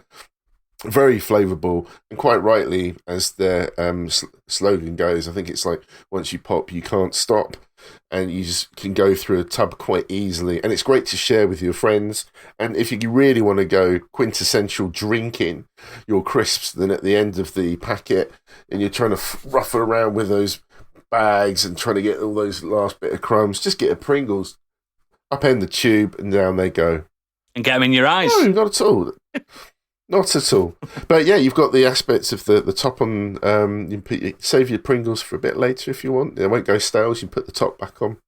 Leave a bag of crisps open. Have you ever heard of a close peg? You can. Why do I close need to when it crisps comes with its own top? Why do I need to go and find something else? It comes with it. Show me your hands. Show me your hands a second. Hold them up to the He's not camera. finishing a pack of Seabrooks, though. They're not going into Pringles. That's why you tip it up. They come out, mate. Mm-hmm. Okay. But yeah, it's barbecue Pringles. They're lovely. They're Moorish. Everybody loves them, and they are literally at every party you ever go to. They are there. And you've picked the worst flavour. Not in my opinion. But that's it. That's me. All right then. Okay. Shall I? go? Sorry, yeah, Oh. I'll choose. I'm sorry, I forgot I was presenting that one. So yeah, we did Oodles first. Hell yeah. so Hosting, man. last. Host the fucking podcast. Candy, what's your opinion on the two? Now I have to say the prawn cocktail was a bit of a disadvantage to me because I'm not a fan You of don't like prawn. prawns. I don't like prawns. I don't like cocktails. I don't like mayonnaise. Yeah, you or do. You like cocktails? You do. You're a pisshead. Not prawn ones. But I thought, it's been a while since I had a prawny boy, so I give it a go. Got myself a nice flavoured one, like you suggested. I tasted it, and no, it was not for me. I saw It your tasted reaction when you it put kind it of. in. Oh yeah, it looked like it sort of reminded me of what maybe Madonna's crotch smells like after a gig. Fucking Southerners. Honestly, Southerners, you can't handle a bit of flavour on your tongue. That said, Seriously. Pringles are just something about Pringles. They're kind of like the bargain basement crisp for me. Although I do They're covered like in cocaine as well. They're dusted in it. yeah. No wonder I like Although them. Texas barbecue, I think probably is. I would say that's my favourite of the Pringles. The salt and vinegar ones are just a bit too Yes. vinegary. Mm-hmm. So, although I would not normally go for a Pringle, I'm going Texas barbecue Pringles on this one. You're a Thank you. fucking heathen. I'm sure that as far as prawn cocktails go, Seabrooks are good, The best. but maybe I didn't need the best. I need the worst kind of prawn cocktail, and I might enjoy it. Mhm. Okay then, Gadget, you're next. This is a tough one because for these two, I kind of don't like either of them. I'm just not a huge one on prawn cocktail. I like the Walker's prawn cocktail, but that's about it. The Texas barbecue Pringles, I find really sickly after a while. I think they're really sweet. Shit. I guess if you put them both in front of us, I probably would have gone for the Seabrooks. Better pitch as well. Great. I can see the pain on Stig's face there when I said Seabrooks. Don't take that as an advertisement for them. Like I said, I don't really like either of them. Yeah, the lesser of two evils kind of thing. Yeah. Okay, so Stiggy, you're next. Cider. I've got I've got the barbecue Pringles. I've been chomping away on them just to refresh my memory. Is all. I've got all these packs of crisps here just to refresh my memory on some of them. Yeah. Damn. I don't know. I do kind of agree with Gadget. Is like after a few barbecue ones, they just get a bit too much. I kind of switch over to another Pringle if there's one there. Something a bit plainer. They do have that sweet taste to them rather than. I prefer barbecue meaty crisps to be more meaty. If you know what I mean, rather than sweet. Yeah. I like a starchiness to them, mate. But I think I'm gonna go with prawn cocktail purely because I think that it's properly packed. I do like prawn cocktail crisps, and they are the best prawn cocktail crisps. They have the most flavour. They're very tangy, and I think that when you compare them to Walkers, they just kick their ass. Really, shit all over them, don't they? Yeah, they're absolutely packed with flavour. Yes, mate. And you get like the shit on your fingers that you can lick off afterwards. The dessert, as Candy calls it. They're just not my. Like preferred. I do like the Pringles. They're just not my preferred one. Like they're always the last one that I choose to eat. If really, yeah. Like we buy them because the kids and kids really like them. But I always choose it. I think I always choose a different Seabrook one. would always be left behind, rotting away in the dish. Well, why don't you send them to my house? The thing is that it wouldn't at my house because I instantly, my mind instantly goes, my hands instantly go for ridged crisps. Yeah, every same, time. mate, Like same. if I see ridged crisps in a bowl, I'll go for them. I just think they're better. You get more flavour out of them. So the Seabrooks go forward. So we're now into the main bracket. Speaking of ridged crisps, So we're going to start up at the top with McCoy's Flame Grilled steak versus Sensation's Thai Sweet Chili. so you want to talk about one of the selling points of Thai Sweet Chili was perfect with a beer, yeah? Yeah. Nothing gets more perfect. Oh, I should turn this filter off. My background's all crap. Your background's lovely. It's fine. Just keep going. So nothing is better than with than Ghost Crisps. than flame grilled ridged crisps from McCoy's, the real McCoy's, full of flavour. These are the perfect kind of crisp to eat with a pint. Like they drink crisp, remember? Yeah, these are a great pub crisp. These they've got the potato flavour comes through them. Through it nice, deep and rich. It has some great seasoning through it. You got a bit of hint of onion in there that just brings out the meat. It's like they have a proper powerful, pungent flavour. They have a great crunch. Ooh. And like I said, a good one. They're just instantly you bite into them and your mouth is just an explosion of meaty, flavoured crisp. And like, yeah, like I think Stig likes meat, guys. I think I do. I like meat to be transported into me through the power of crisps. Yeah. That's a beautiful sentence, mate. But when Gadget said like meaty crisps don't like really hit for them, these hit. Like you want a crisp full of flavour that's going to give you that meaty hit. The flame grilled steak at Real McCoy's, just beautiful crisps. Again, perfect for your meal deal. Perfect to go in a sandwich. I have to say that is a good crisp, and you're absolutely right. It does go with a beer. But what if you're not drinking? How about a dip? How about what do you mean? What if you're not drinking? Like just having a packet of crisps at lunchtime. Yeah. I'm always drinking. Yeah, these are great for a packet of crisps at lunchtime. See, to me, what about the dip test? Because with the sensations, you can dip them in. You can make got a dip butter, right here. You can make them cool. You can cool them down. I think that the power of the McCoy's is just a little bit too much. It's too overpowering. You don't want to get that dip on it because it's. I think that the taste is just too powerful. It builds up over time, and it's too much. No, have you got a dip there? I do. What dip do you suggest? I've got sour cream and I've got hot salsa. I've gone with an onion and garlic dip, and I think it complements it very well. Onion and garlic go very well with a meaty crisp. No, Of course, you'd say that. because I'm right. Her mind's telling her no, but her body's telling her The yeah. big selling Sour point cream from the does not go with sensations. barbecue. I don't have sour cream. I've got onion and garlic. That won't go either. Onion and garlic don't go with steak. Yes. Not in this house. Not on my That's a watch. house of pot noodles, you know it is. Okay. Big selling point was the sensations was, they're great for a party or a beer or have with a beer. Nothing's better than them with a beer. Gone. I'm done. Biggie, you're hosting this, by the way. I'll go on this one because I actually agree with Candy on this. I find the McCoys very overpowering their flavours. I think it's too much. Bit greasy, you get that taste stuck on your little tongue. Can't taste anything else after you've had that. It would probably ruin the drink that I'm drinking, whether if it's a lunchtime drink or an evening drink. Yeah, McCoy's too much for me. The sensations, again, going back to that subtle flavour compared to the McCoy's, you may get the more flavour with the McCoy's, but yeah, sensations for me on that one.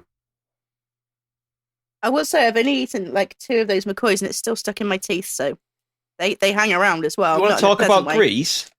This fucking packet has got grease marks all over it, this sensation ones. These are the greasiest That Because means you they're had not on the the McCoy's crisps before anymore. that. No, I didn't. This is from before when Candy was selling. Okay, so let's move on to She's out to Oodles. get me. I have a tradition, and this tradition is over a decade old. When I go to my local, when I'm not bad, I go in, I order a pint of stout and a packet of McCoys. Yeah, Steak McCoys. Because I like a dark beer. And that probably is the best crisp to eat with dark beer. It hits them notes. I like a crisp that keeps on giving. Like I like a bacon rasher crisp, them frazzles, and you can still taste them in your teeth for days. Burp the pig I back like up that. later. Exactly. And again, I don't eat meat, so it's nice to be able to have a substitute that's completely vegetarian friendly. I have to go with McCoy's on this. I like them on a meal deal. I love a grab bag. Yeah. Because they are full. They are full. They are not air. They're just... Yeah, sorry. I do love sensations, but I can't go with McCoy's. The real McCoy's. Okay, then Gadget, it looks like you're the decider. I didn't want to have this one because McCoy's flame grilled steak are the only kind of meaty crisps that I do like. But I really do like the sensations. And like You're having a tough sweet night chilies- tonight, aren't you, mate? I know, it's awful. And sweet chili is like a flavour palette that I prefer to go to over most things. But then again, I do like the flame grilled steak one. So I'm at 6 2/3 on this one because I could really pick either of them and be quite happy with the result. Thick and crunchy. Um, This is why I bought all the crisps. So if I was unsure, I could eat them and be like, yeah. Also, it's my He's also 20 quid down. it's also my dinner. £20 up.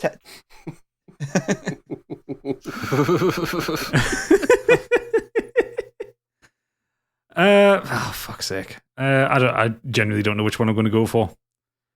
Maybe one of the others can. Because it's not even like a convince gut. you.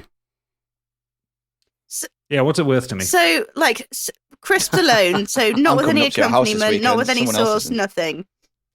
You're in the shops, you've got a choice between one or the other. What are you going for? Bearing nothing else in mind. That's the dilemma. I don't know. I could stand in a shop staring at 2 packets of crisps for days at this point. I've done it before. This crisp I've goes done it. so much better. You like a beer? That goes great with a beer. Like, that goes great in a sandwich. So does sensations. Oh, that's good. Sensations go with wine No, as well. good. They're a bit weak, aren't they, really? And they go with dip.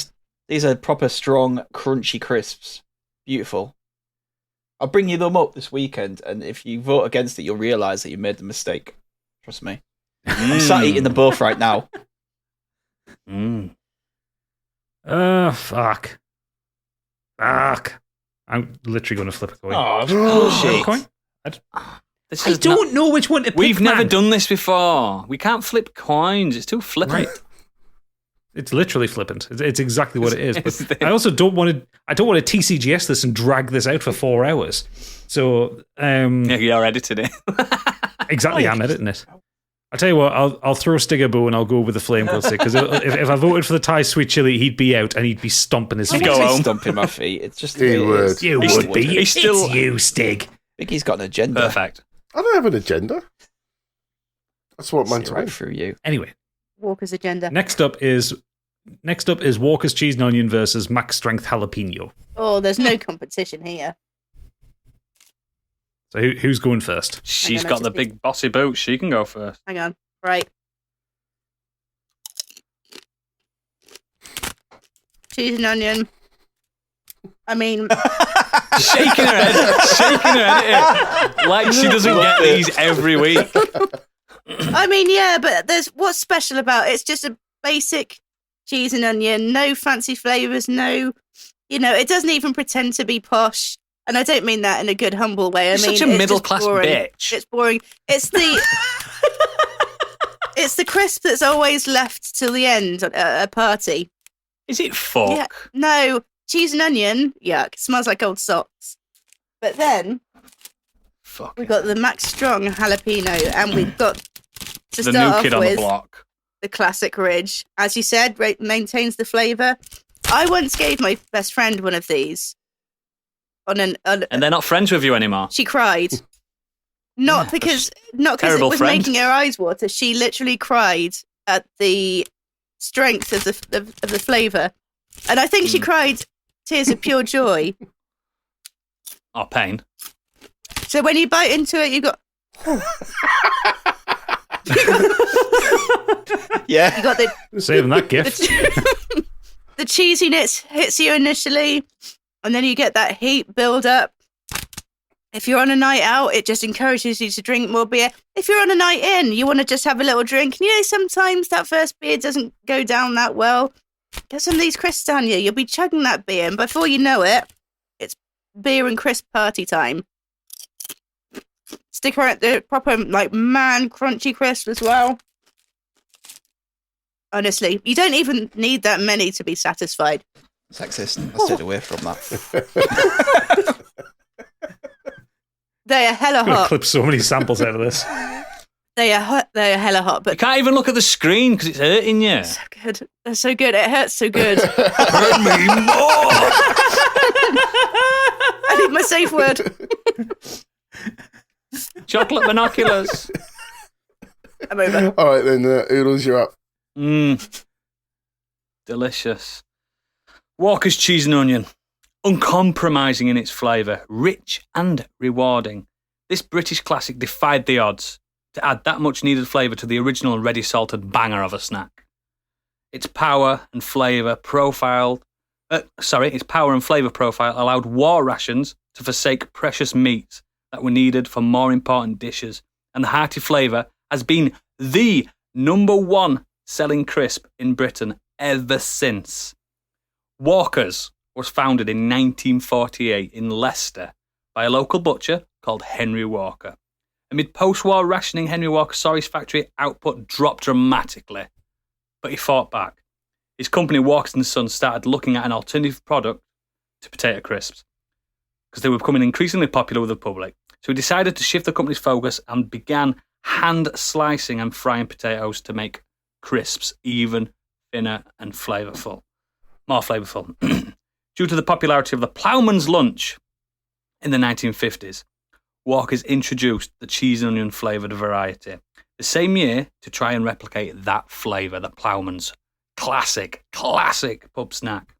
In the 60s, 70s, and 70s, Walker & Sons developed three additional flavours to match the taste buds of the nation. Your salt and vinegars, your prawn cocktails. But to this day, Walker's cheese and onion, and also Lay's cheese and onion, which is what it's called in other countries, is the #1 selling crisp of all time because it's a classic. It's an absolute It wet is a lettuce classic. of a crisp. No. They're soggy. As soon as you open them, they're soggy. They just no. That's because you've got wet hands constantly. You always get a green one in there. Why is there always a green one in there? That's just a potato. Some potatoes are green. Not in the Max Strong jalapeno and cheese ones. There's never a green one. They are a Walker's Off brand. They are, let's try this. They ain't gonna last. I think at all. See, I mean, you talked about Walkers. You These are are in Walkers pain. as well. I know, that's what I'm saying. You are in pain eating those crisps. You can eat a Walker's cheese and onion with a cheese sandwich. You can eat it with a ham sandwich. You can eat it with anything. You go to American diners for a sandwich. You go to Arby's. They'll bring you a plate of potato chips, and there'll be cheese and onion. No, they're never ever useless. cheese and onion in America. Never. You don't know anything, Candy. They're Cool Ranch, if I am anything, in the not States. backing down Neither on am this. I. I'm not having this it. is a classic. We are talking about Britain's favourite fuck-eyed crisp, and it's the cheese and onion. It's a cheese and onion. How do you feel This when is- somebody who's just eaten a packet of cheese and onion crisps comes up all up in your grill and starts talking at you? It's disgusting. Well, we shouldn't be at that distance anyway. But you always... Personal space. The distance only has to be 10 feet. That's how... They don't have to be that close to smell that cheese You and can onion. gladly eat a cheese and onion without knowing you're going to have diarrhea in a few hours. Jalapeno.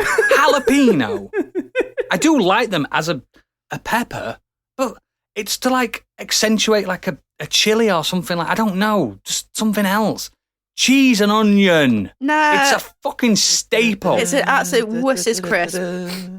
No, it's not wuss's It is a crisp. It's a wuss's crisp. staple. Look, You ask anyone. it's so sad. You ask. I'm not backing down I on don't this. even want to look fucking at am them. not. They're like a little shriveled, horrible little things. Candy, But, be quiet. you Shut look No, up. at I'm not Stick- shutting up. They're Sorry, jumping disgusting. next.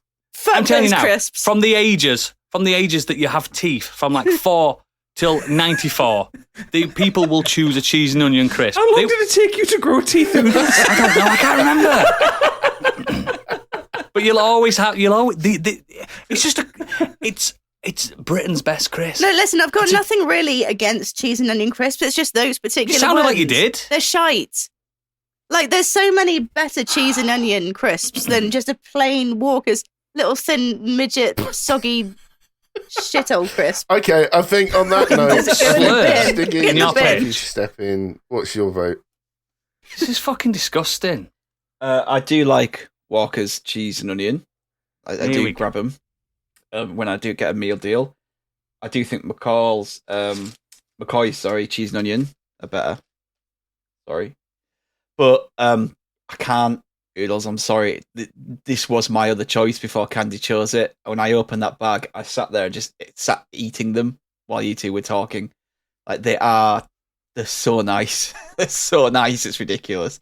Yeah, they're a bit hot to start with, but once Tried them. I couldn't finish a bag. you get through that like initial heat of the I first few didn't try crisps, these, actually. amazing with a dip, like perfect with a dip, and even the branding on there says perfect with a beer.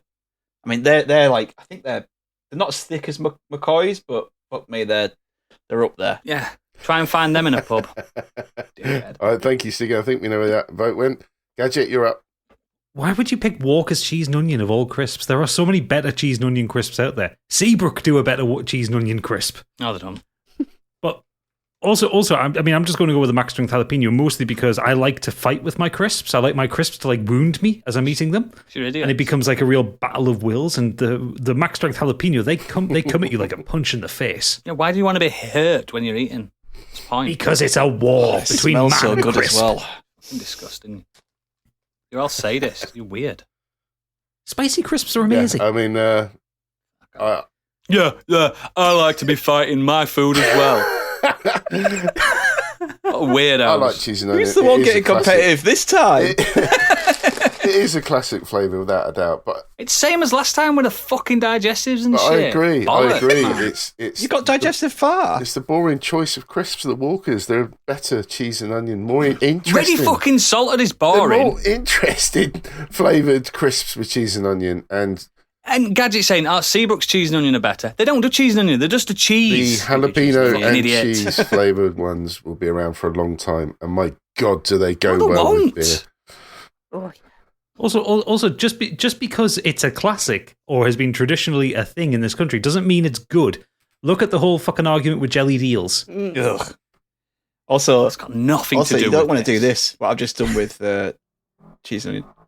Got those just piled them look into the at dip. that. And then I Oh, could just pick Salsa them out the dip. sharks. Oh, yeah.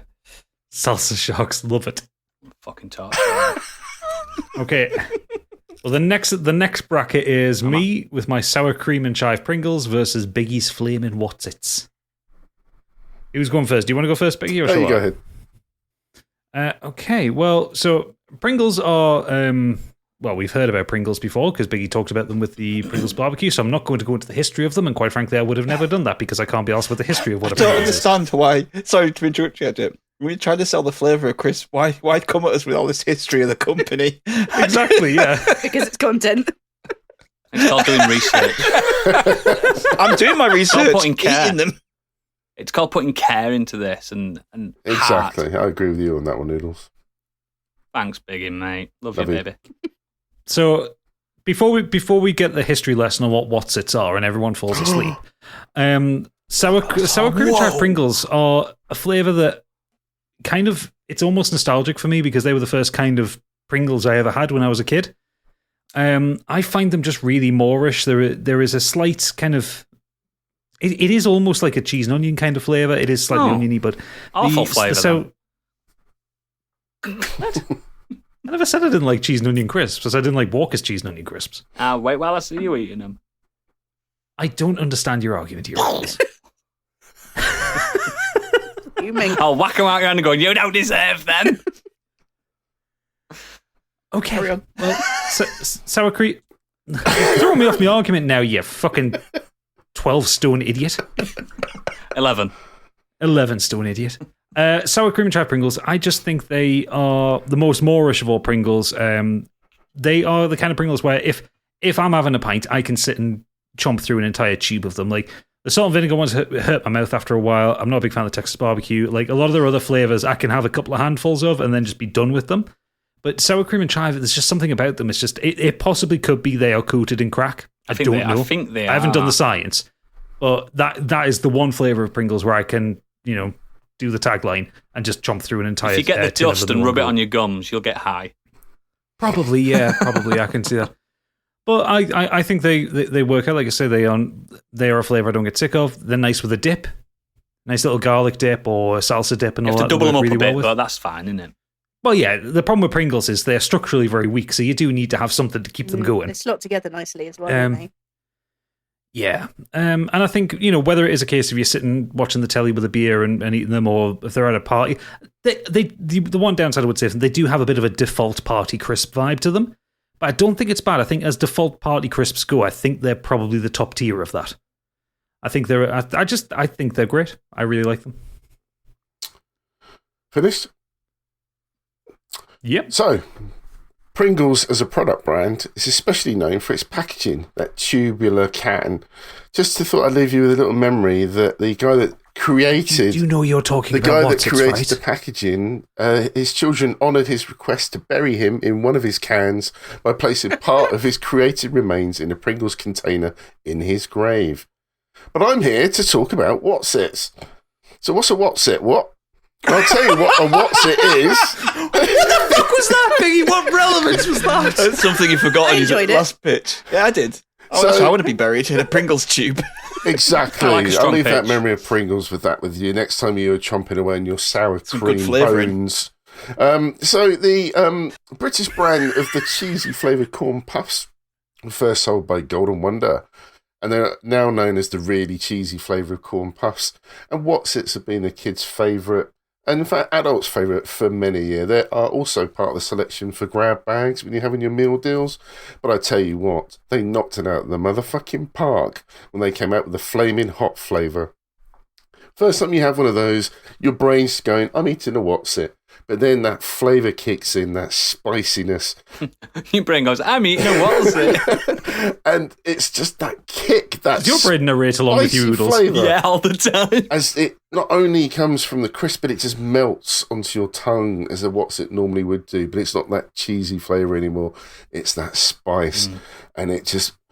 melts in your mouth and your tongue starts to draw and you need more. So then you start to eat more. And then that little sweetness kicks in with that flame as well. And the next thing you know, the packet's empty and your 4-year-old daughter's looking at you, Daddy, where's the Wotsits? Because I like them too. Well, I've got another bag. Let's eat them together. Yeah. Because Wotsits are for sharing as well. And the flaming... the Wotsits were fantastic as cheese, but now that they're spicy, they're better than Monster Munch Flaming Hot. I'm telling you now, that was my go-to crisp flavour before. But then Wotsits have not only come out with Wotsits Flaming Hot, but they're giant ones as well. They're double the size. You can pretend to be a little dwarf as you eat this massive Wotsit. And you can stuff them into baguettes with all of the mixtures of baguette flavours of cheese and pickle, cheese and ham. You can put salad. Cheese and cheese. You can put it wherever you want into a baguette. It's a Wotsit. And I'm telling you now, this is going to kick those Pringles out the park, mates. I'm sorry. Sour cream, no chance. Flaming Hot is the real deal. I mean, they're not that much of a real deal. They're not that Yes, spicy. they are. The flaming bit of the flaming hot is a bit of a Is it misnomer. like battling with your crisps? Okay, so who hasn't gone first? Okay, I'll have Oodle. Oh, Candy. Candy can go first. You're going to regret this saying this though. I don't like Wotsits. I don't. Before we even get to the flavour, I don't like the shape of them. They remind me of beans, and I don't like beans.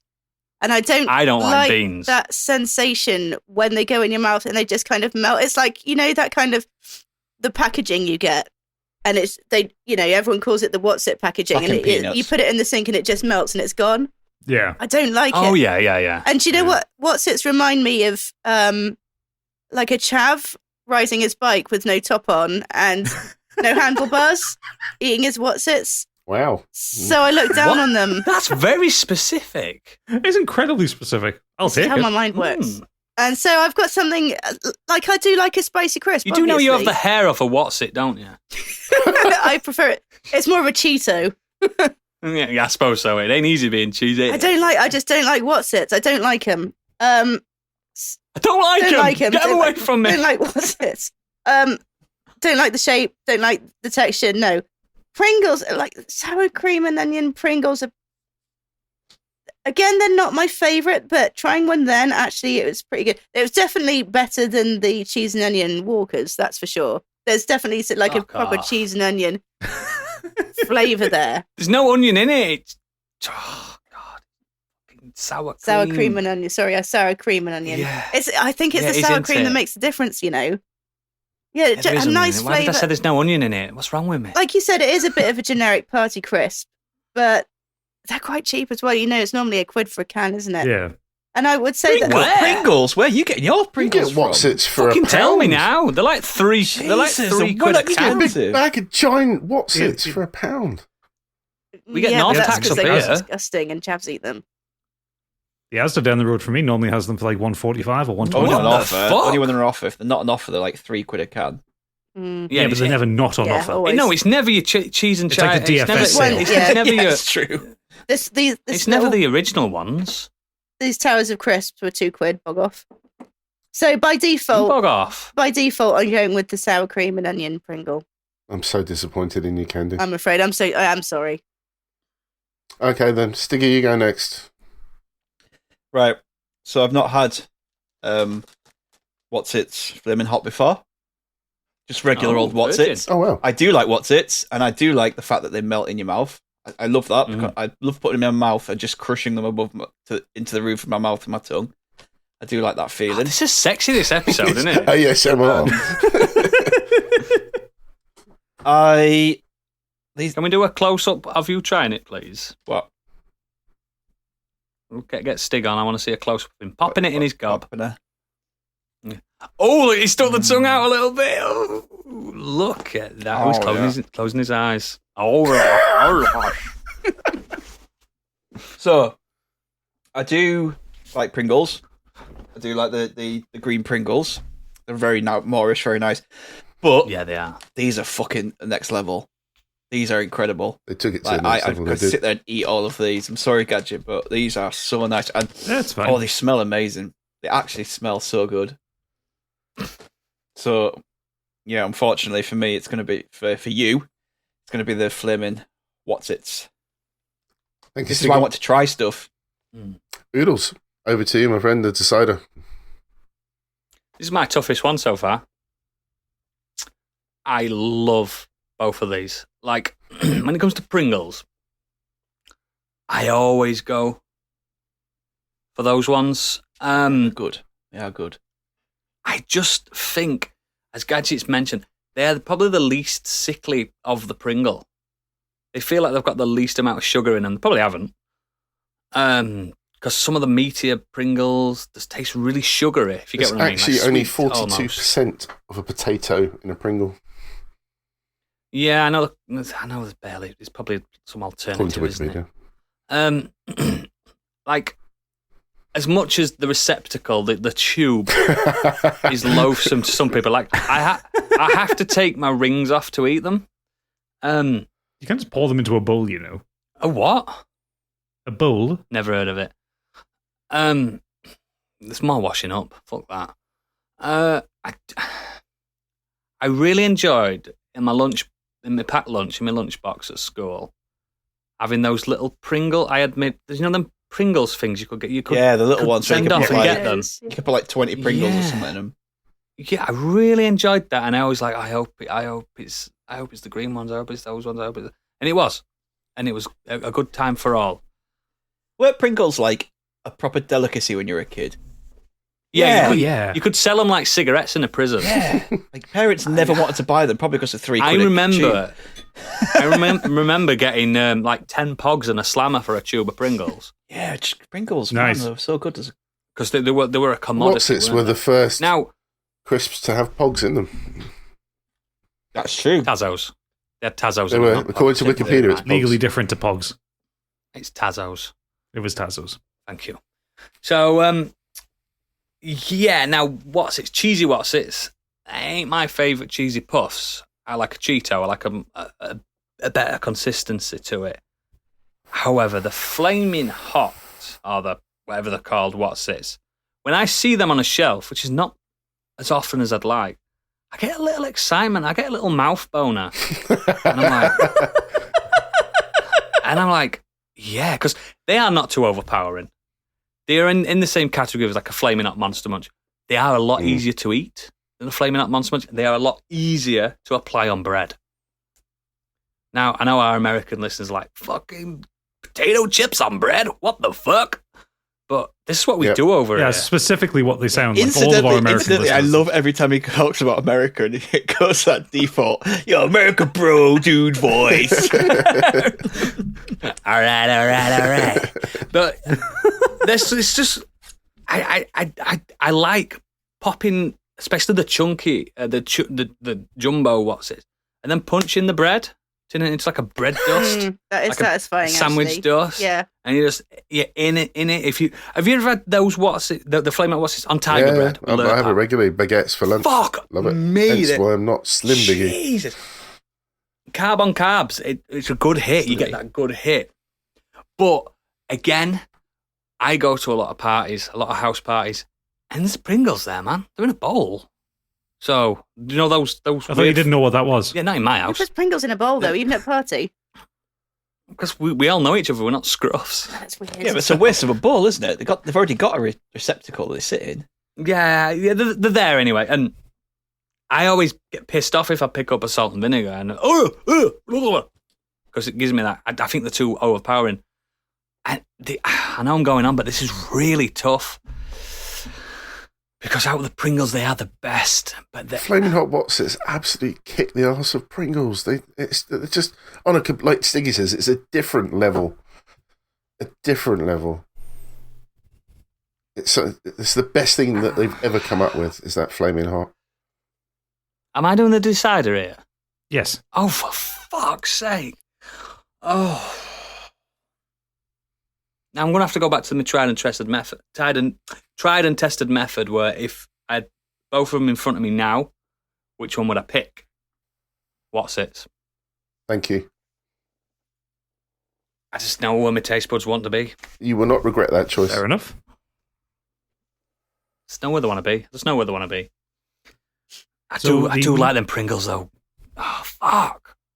So the next bracket we've got up is Seabrook Prawn Cocktail versus Chili Heatwave Doritos. We've already heard from Seabrook Prawn Cocktail because that was yours, Oodles, wasn't it? It was. So we'll just go straight to mine. Can we not hear the For history of the- Seabrook again? Yeah, I can do it. Would you like it again? So, We've been going for 2 hours already. And we're not down to the in main round. 1945, mute him. Mr. Charles Brook. There, Oodles is muted now. I'll unmute him. I'll be nice. Chili Censorship. Heatwave Doritos. So I said before when we were talking about the max strength jalapenos, I like to fight my crisps. I like it to be a battle. And Chili Heatwave Doritos, I mean, they are the best Doritos. They are tangy. They are powerful. They'll cut your gums to shreds in a very good way. They are bags that, a little bit like the sour cream and onion Pringles, I can chomp through an entire bag of these just without thinking about it. They are not the spiciest crisps I've ever had. That would probably be the max strength jalapeno ones because they really do knock your socks off. But the chili Heatwave Doritos give you a nice burn, and it's a nice long burn as well. The kind of thing a spice head would really appreciate. Like, it's not the hottest thing you'll ever eat, but it burns really good for quite a while. They are really good if you ever want to make nachos. They're a very good base for nachos. You know, put a little bit of chili on top, a bit of cheese, stick them under the grill or in the oven. Oh, it's good. Because then you're getting like double heat, effectively. But even just working with normal dips, like even like a sour cream dip or anything like that, or a cheese dip, it all works with the Chili Heatwave Doritos. They are the best vehicle for spice and flavor that you could possibly ever ask for. And they're a solid crisp as well. It takes a lot to break one of these in a dip. It's not like a Pringle. You put a Pringle in a dip and you're risking breakage. You've got to double those bad boys up. These Chili Heatwave Doritos, they like to be dunked. It's like the Peter Kay thing with a hobnob. You know, they're a military crisp. They want to go in over and over again.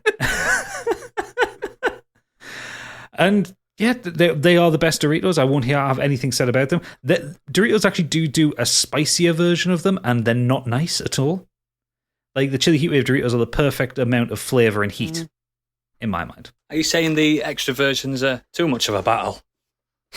No, it's more that the flavor, they lose the flavor for the heat. It's interesting. Like, it is perfectly possible to have spicy food that is too hot because you. I fucking know Jesus. there is. I know. I never I've had had some that. curries that have made me fucking wince. And I think they're called Flamin' Heatwave Doritos, and they're not Yeah, I good see them. because it is just They're it's like a black overpowering packet, aren't heat. they? Yeah, overpowering heat without the flavor, and Yeah. the Chili Heatwave ones are the perfect amount of heat and flavor. That's not and, wrong. You know, if you keep chomping through them, it's a really nice build. It builds up on the tongue really nicely. So yeah, that's my pitch for them. So in 1945, fuck off. You've already had your pitch on Seabrook. Charles Brook. Simon Why C. is prawn cocktail better? I think prawn cocktail are better, especially the Seabrook better because it's Yorkshire. No, I just think it's, and you guys, it just seems like your guys' palate are all about heat. You just want heat. I want heat in the Not mouth. necessarily. It seems to be. There's a heat agenda here. Neither I of just my think, picks were heat. yeah, it is a safer option. I get it. It's a lot more sweeter. It's quite refined. Like Candy, literally, she won't vote for this. She doesn't like prawn cocktail. I know this, but like I say, those that are in the know and those that want that tartiness, that sweetness, it's just perfect. It's just perfect on the tongue, and it's a ridge. A Dorito. When it comes to Doritos, when it comes to dipping and stuff, I prefer your cool original ones, and I prefer original just salted as like a nachos thing. You know, when you're having loads of stuff Like on the it. salted. I don't know why. Yeah, that's what I I go think for. the salted ones are just better as that because then it doesn't overpower everything else you're eating. I think putting those flaming hot ones as a Dorito, as a nacho platter is too much. I think it's just too much flavour. And I know you can't do that with Seabrook in anyway, but I just think they're really good, and I just love them. It's probably my favourite crisp, the prawn cocktail. I like them way more than cheese onion walkers. Way more. Aside from the prawn cocktail thing, I do need to bring something up to cast doubt upon Oodles' ability to talk up crisps. Mm-hmm. Because he pointed out to me when I made the comment that Seabrook don't do cheese and onion crisps. I said they did. No one listened to me. I was just joking. They're not even rigid. No, you weren't. They're straight cut. Ugh. They're not the original. You were talking about the cheese ones, liar. You were talking about the cheese ones. However, also when it comes to Seabrook, they need to be discounted from any competition because they do minion-themed ones. But Doritos hasn't done that. Doritos advertising Call of Duty all over the front of them. So Gamer crisps. Why don't you eat these with gamers? The crisps of gamers. Why don't you compliment your Doritos with Gatorade or Mountain Dew? If it wasn't for Chili Heatwave Doritos, we wouldn't have that wonderful photo of Jeff Keighley looking like he wants to be shot in the face. I don't give a fuck. There's Mountain Dew, and Doritos do it better. What gets me, right? You're picking an American brand for fucking Britain's best crisp. It's frightening me. We're an international community. I know we don't are. Need this I'm only jingoistic joking. bollocks. I'm only joking. What crisp we can get in Britain. Yeah, that's how I worded it. They are definitely made in Britain. Those ones we're having. I'm not stupid. I'm not daft. Okay, I think we need to move on. So, I think it's a prawn cocktail. We've had the counter argument. Candy, over to you. Well, you know how I feel about the prawn cocktails, straight in the bin. Now, I have a confession to make with the Doritos. I bought some when I went on my little tour de supermarché to get these crisps. Mm-hmm. And I ate them on the way home. This was my intense desire for these Dorito heat waves. So, no brainer, it's the Doritos. I'm surprised there aren't any more Doritos, though. Because they're a popular brand. Do you know what I really like as well? Like you said, it's that kind of slow heat. It's that nice, like, sort of warmth. And I don't mean you're fighting with your crisp. No, you're not fighting with these. It's just like a nice comfort. It's like a hot water bottle in your mouth. But I really like how when you crunch down on Doritos, I like the way they stick in your teeth. They're not offensively stuck in your teeth. Can I remind you all that I nearly died eating Doritos? It was tangy cheese, by the way, but it nearly killed me. I was going to say that is the one risk with Doritos. Is that a plus? I mean, I've never had a Dorito mishap, but there's been some close calls. So they lose a point from that, but purely because I just don't like those prawn cocktails. And I have to vote for it because they didn't even make it home. It's the Doritos for me. Okay, Stiggy, over to you. Sorry to do this to you, Oodles. As much as I like those prawn cocktail crisps, I've just been sat there eating those chili heat waves, and they are fucking good, and they taste great with a dip. Oh, yes. Sorry, mate. I do love the Seabrook. You know I'm about that Seabrook life. I know you are, brother. I know. Okay. It's all about the Oodles all about the palate. I would have also voted for Doritos. I've not had the Seabrook. I do like prawn cocktail, but yeah, it would have been Doritos for me. If it were jelly deal flavoured, you'd have them. You'd vote for them. They'd win. Flavours from his childhood. Whatever you said. Hedgehog. My favourite type of crisp is Weevils. I like a nice otter flavoured crisp, otter and jelly. So aside from Oodles' bitterness, we're now at the semi-final, which is McCoy's Flame Grilled versus Max Strength Jalapeno. There is a weight. Flamin' Watters versus Chili Heatwave. A weight has been lifted off me. I can enjoy this now. So obviously we've already had all the descriptions. We don't need to go through the campaigning again. This is purely a choice moment. Can I go first? Go on. Jalapeno. I'm knocking my own one out. Oh. Because they're much nicer. Yeah, same for me. I'm a massive fan of the jalapenos. The McCoys are too much for me. Obviously a third point. I like how you say they're too much for you, but the jalapeno ones are fucking... There's a lot of flavour and punch in them. But no, I find the flame grilled, that steak flavour is just too overpowering. But like I said, this was my way backup choice. So yeah, it was a good choice. You've got the crisp there that I was struggling to decide on against the one that I wanted. So yeah, I can't really Yeah, I'll go for the max strength jalapeno as well. Oodles, are we making it a 5-0 or are you dissenting? McCoys. I don't want to fight with my food. I don't know. You could fight with this. You could fight with the McCoys. I reckon they might sprout arms and legs and give you a good box. Well, this is an interesting one. Weird, man. And then we've got Flamin' What's-It versus the Chili Heatwave Doritos. So I'll go straight in with the Chili Heatwave Doritos. That was obviously mine. What's it's for me? What's-It's for Stig. Doritos. Doritos for What's Candy. it for me? Oodles deciding vote. Fuck's sake. What's it a Doritos? What's it to be? Now, disclaimer. Even though I were up against Flaming Hot Doritos, whatever they're called, Chili fucking Heatwave, whatever, they're brilliant, aren't they? The fucking They're such a good crisp. Fuck. so good.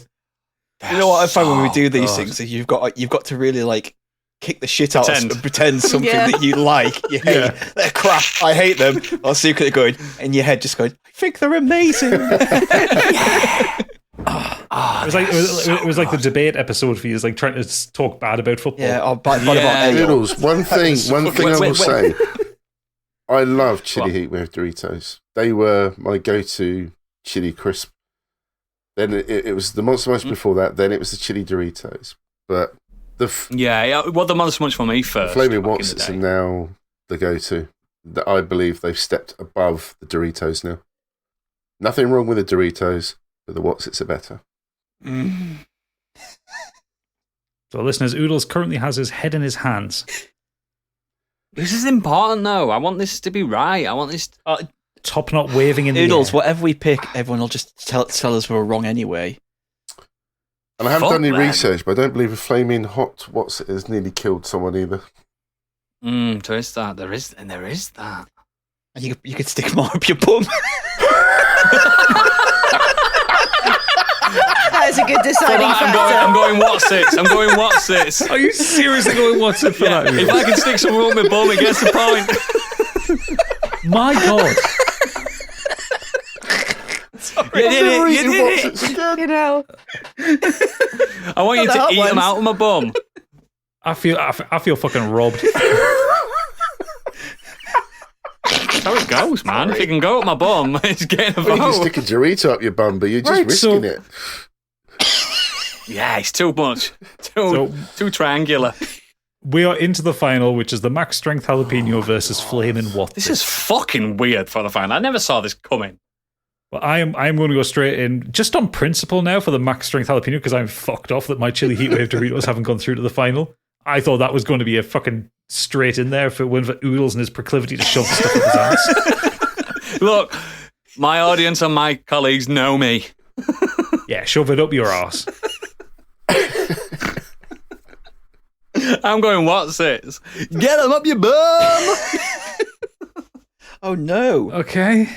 I want Britain's best crisp to be able to also be Britain's best fun up your ass crisp as well. That means that I make. It just fucking I was going to say dissolve it it there. dissolves too quickly. Perfect. We're not Less mess. tagging any of these crisp companies in this. Can you get ulcers you in are. your ass? We're not going to get a free box. Surely. If I'll tell you tomorrow. If What's It wins, it's going to tag him. Just say, Walkers, you are the best crisp because you can shove them up your bum. Walkers, we're so Actually, I've got sorry. the deciding vote, haven't I? Fuck. Yeah, because one for Biggie, one for Candy. Yeah. Fuck. Damn it! I should have got in there before Oodles did. Think about it like in this aspect, Stig, where like families gathered round. No. This, to me, No. I don't No. give a crap about the scenario. To me, it's all about the flavour and the texture. I have both. Right? Right. It's This is what about this the was ages. for. At least he's got the science to back it. So I'll mute myself while I do it so no one hears all me crinkling and. Especially if you're I shoving wanna either hear of them it. up your bum. Can we have Yeah, a that'll be the close-up on next Stig, test. please? You might have to black my screen out. No, close up. Right. Bum test. First one. This is the baked. What's it? How many Jack? inches are there roughly? They're only about 1. 2.5? No. Micro penis Bigger size? than I Hang on. remember.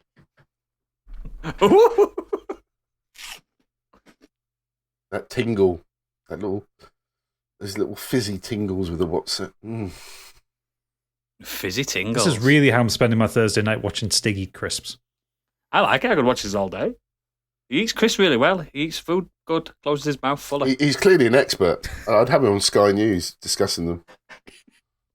His correspondent.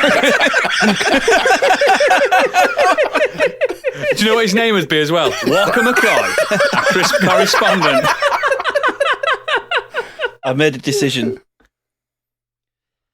Put them both back in again. Try it again. No. I only needed one. He's done it. And the winner, by unanimous decision. Not unanimous. It's not unanimous, but it is now. The Walker's Max Strength jalapeno God. cheese. Yeah. I'm sorry, but This is a fucking travesty. I fucking won! I told you I was better than all of you. This is weird. I've just changed my mind. What's it? I think it's not just because it's the one I wanted to choose, because He's dying, look, he's had... those what's it, generally that's the first time I've had them. They are new as well, so I've tried them. That's the first time I've tried them. I thought they were brilliant. They're not that new. It says new on the packet. Oh. But I really, really, really like them. I really like what's it, but they're taking it to another level. But the jalapeno ones, the tastes last longer. Like after I'd eaten it, it was still lingering in the mouth a little bit. The little bit of heat in there and stuff. Like just. It beats it on the heat scale, on the flavour scale, on the crunch. As much as I like these What's-Its, Biggie, I'm sorry, but the Max Strength, the Max Strong jalapeno and cheese. Dude, I love those crisps as well, mate. So, Right. in a way, I have one. Right then. Yep. Right then. So have I, because I was going to pick these originally.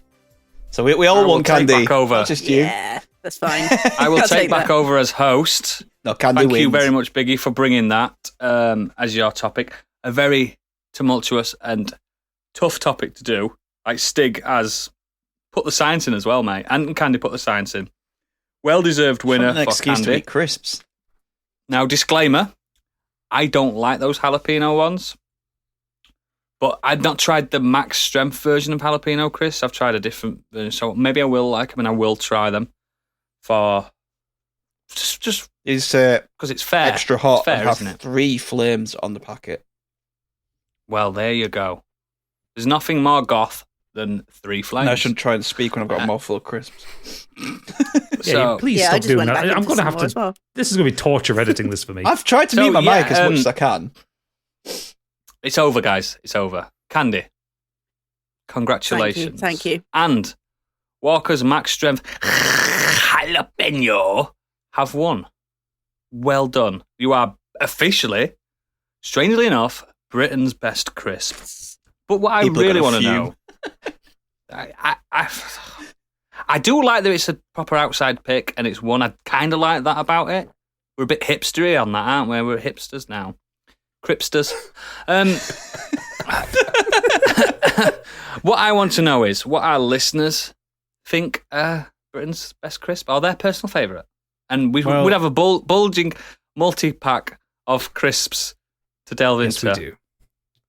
And it's the kind of multi-pack where all the crisps inside aren't smashed and there's no air gaps in it. It's all, each packet is fully crisp. So it's a home brand crisp rather than a name brand one.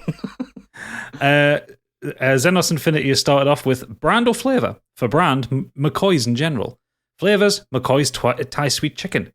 Oh And shit, they are Walker's- good. I didn't even know this one existed. Walker's Max Yeah, KFC they're okay.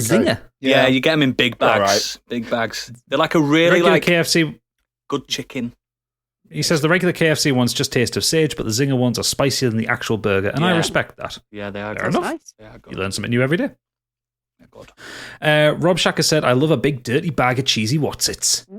They're great for every occasion and great between 2 buttery slices of bread. Football's on, bang out the What's-Its and the pints. Movie night, What's-Its and a glass of red. Emergency lunch, What's-Its sandwich. Snack bowl for guests, What's-Its mate.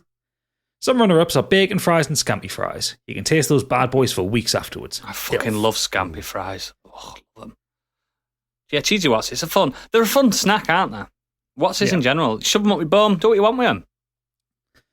Planty has said, Planty's one of my people because he's a northerner anyway, but Space Raiders or Build a Snack. I grew up during the miners' strike, not that I go on about it, and still understand the importance of value for money. Although I assume these are all 50p a bloody They used to packet be like now. £1, actually. Space 5p Raiders are or £1. 10p. Pound, fuck off. The bigger bags. Oh, they don't went get to me wrong. 25p up here, and that was bad enough. Fucking crisp tax, man. He goes on to say, see also the now sadly defunct hamburger flavour American quarterback maize snacks. He They used were to line so up like good. hands across America due to their shape. They were so good, them hamburger those flavoured are ones. You don't get hamburger flavoured crisps at all anymore. Has anyone had No. a doner kebab? Remember the flavoured- burger balls you Yes. could You had a get? doner kebab Pringles? Yes, I Yes. have. They're They're dreadful. No, I liked them. I'd like the General meat bad ones as flavour. well. Yeah, but kebab's just general meat. No, So it's but it actually perfect. tasted a little bit like it. That was the thing that Yeah, it did. surprised me. So, known food pervert Nimrod Hicks has written in he says, Walker's ready salted, but I can't eat them when I'm hungry. Always for dessert after a meal. Two Do you know things what? here. One, right? If you're in our Discord, this man comes out with the most horrendous opinions on food. Gravy. Don't even get me going about It's gravy. disgusting. His favourite. I'm not even bothered about him having them for pudding. I am. Like he's having them after a meal to, the savoury. People do that with cheese and crackers. Do you think he has them for like a mint and after dinner mint? Favourite crisp is ready fucking salted. That's shite. Nobody picks ready salted. Maybe your granddad I don't mind them, picks but ready salted. they're the last one you choose, aren't they?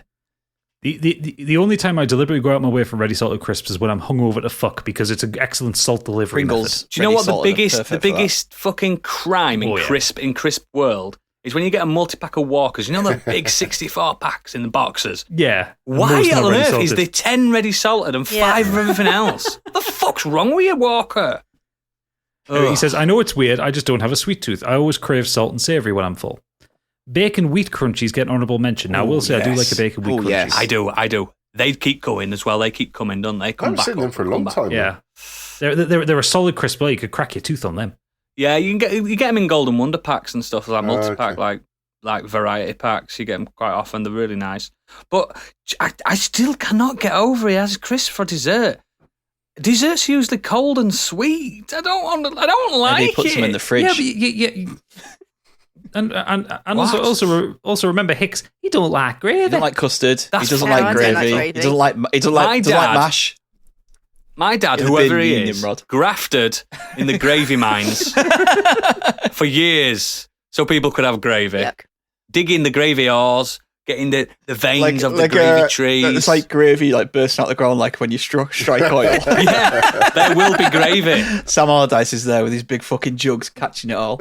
Yeah, and this fucking six-toed Nimrod fucking turns around and says, "I don't like gravy. Also, I like to have ready salted fucking I think we Walkers need for to pull dessert." Nimrod aside and have a Something- chat with him, I think. Intervention is what I'm thinking.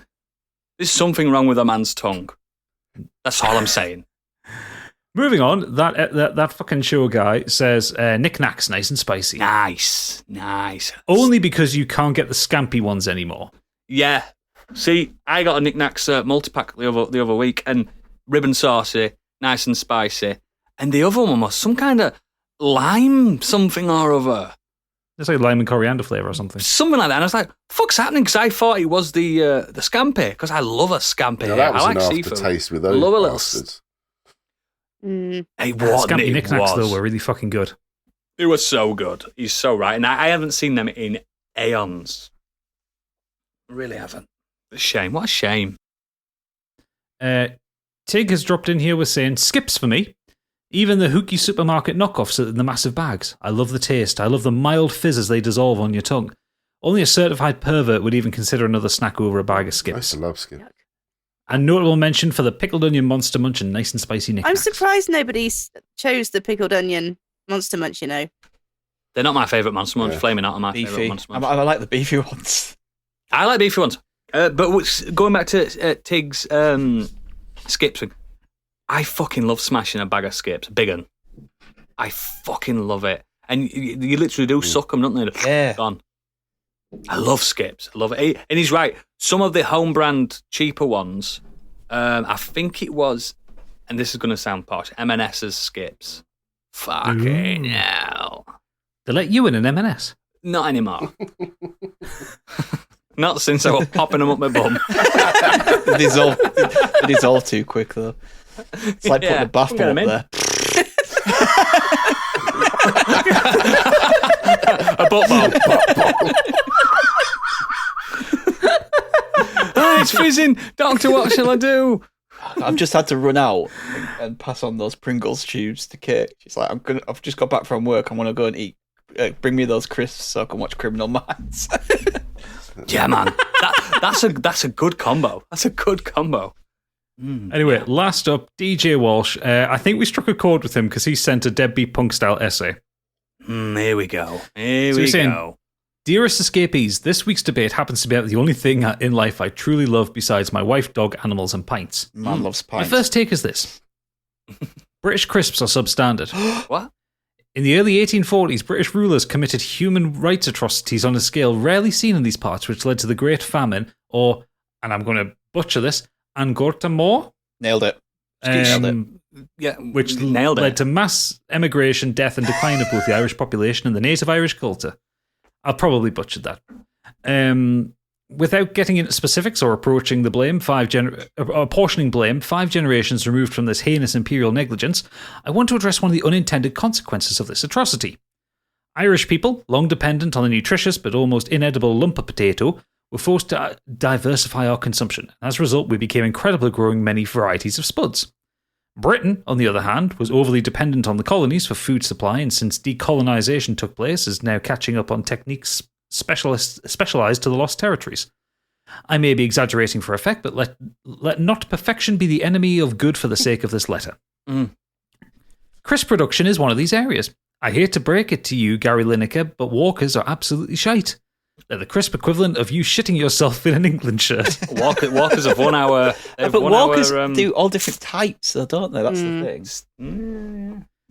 Tyrrells, in my experience, are the closest thing Britain has to a decent crisp, but the likes of McCoy's et al. Simply do not hold a candle to their Irish counterparts. In Ireland, we have the much celebrated Tato brand, a big funky off spud in a soup mascot with a crisp that, when good, delivers an amazing cheese and onion, salt and vinegar, or smoky bacon bag of delight. O'Donnell's and Keogh's, though, are the 2 titans of the Irish crisp scene. Both have an incredible selection and varied flavour profiles. However, for me, O'Donnell's comes out on top. Their entire range is delicious, and they always provide what a crisp should be: a thinly sliced, well-cooked, flavour-dusted cut of spud. You can shove your skips, chickadees, Johnny onion rings, etc. up your collective arses. Johnny onion Noodles rings. Noodles does that frequently. I do. They're not crisps, they're maize-infested MSG balls of shite. Delicious balls of shite, but balls of shite nonetheless. Anyway, historical rant over. Thank your ancestors for starving minds from the long run. I lived in the land of 1,000 tasty crisps. Shliante. That was really informative. Right. No, right. It was the best history lesson we've had all night. Well, Apart from Charles Brooks. DJ, let me direct this to you. I've been to Ireland, and I've had Tato crisps. And you know what? You're right. They're fucking brilliant. I've heard there's a museum as well. There's a Tato museum. I want to see that place, but I've never got to. I had the Tato cheese and onion, and they are wildly different. Wildly different. I don't know what they do. He's right. It's probably not full of additives. Because you've got to admit, the crisps we eat are full of sugar. They're just sweets, aren't they, really? I don't know why you brought out the history lesson. Just to shame us. I don't know why you brought out the history lesson. I suppose I did. I suppose Walkers I did, do all different types. I think when people say Walkers, they just mean the generic, ready salted, salt and vinegar, cheese and onions. They're just flat crisps. Yeah, the normal ones that you get. But like Walkers Max Strength, What's It's made by Walkers, the Sensations there. What's his beef with McCoy's? The jalapeno ones. But I've never tried any Irish crisps. I always wondered whether it was just something where they think it tastes great and then everyone else goes over and like, no, Tato's good. Because you get that with a lot of Good. American sweets, don't they? They big up their sweets and crisps and stuff. Until they have Then you go over there and you're like, fuck, this tastes like vomit. It's same with the chocolate, isn't it? Hershey's chocolate's fucking. Oh, it's I'll tell you what, horrible. DJ, if you want to send me a It's care like chalk. package of your best crisps, I'm more than welcome. I will more than welcome sample them and review them. We'll send you some As you've Seabrook. heard on this episode, I am a connoisseur and a correspondent of crisps. Walker McCoy. That's right.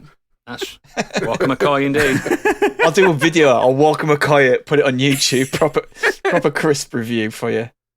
Yeah. I'm got a green 99% screen you can borrow. crisps. I did like that email, though. He's put a lot of heart Walker into McCoy here.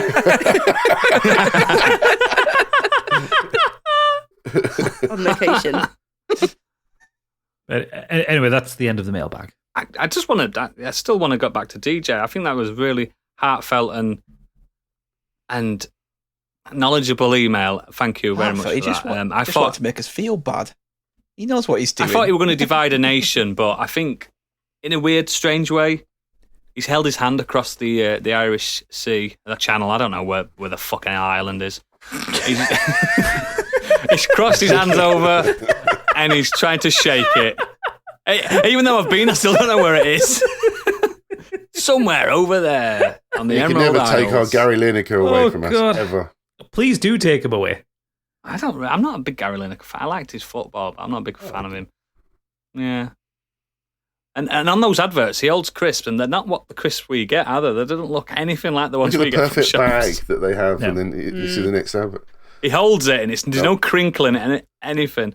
Like when I open crisps, I accidentally open them upside down, and people go, "Oh, that's bad luck." I think they're just fucking with you. No, but I believe them. That's why they're fucking Old with you. wives' tale of opening crisps upside down. 7 years bad luck. Never do it. 7 years bad Opens luck. up a pack Go of kick a crisps cat. upside down, and his leg instantly breaks.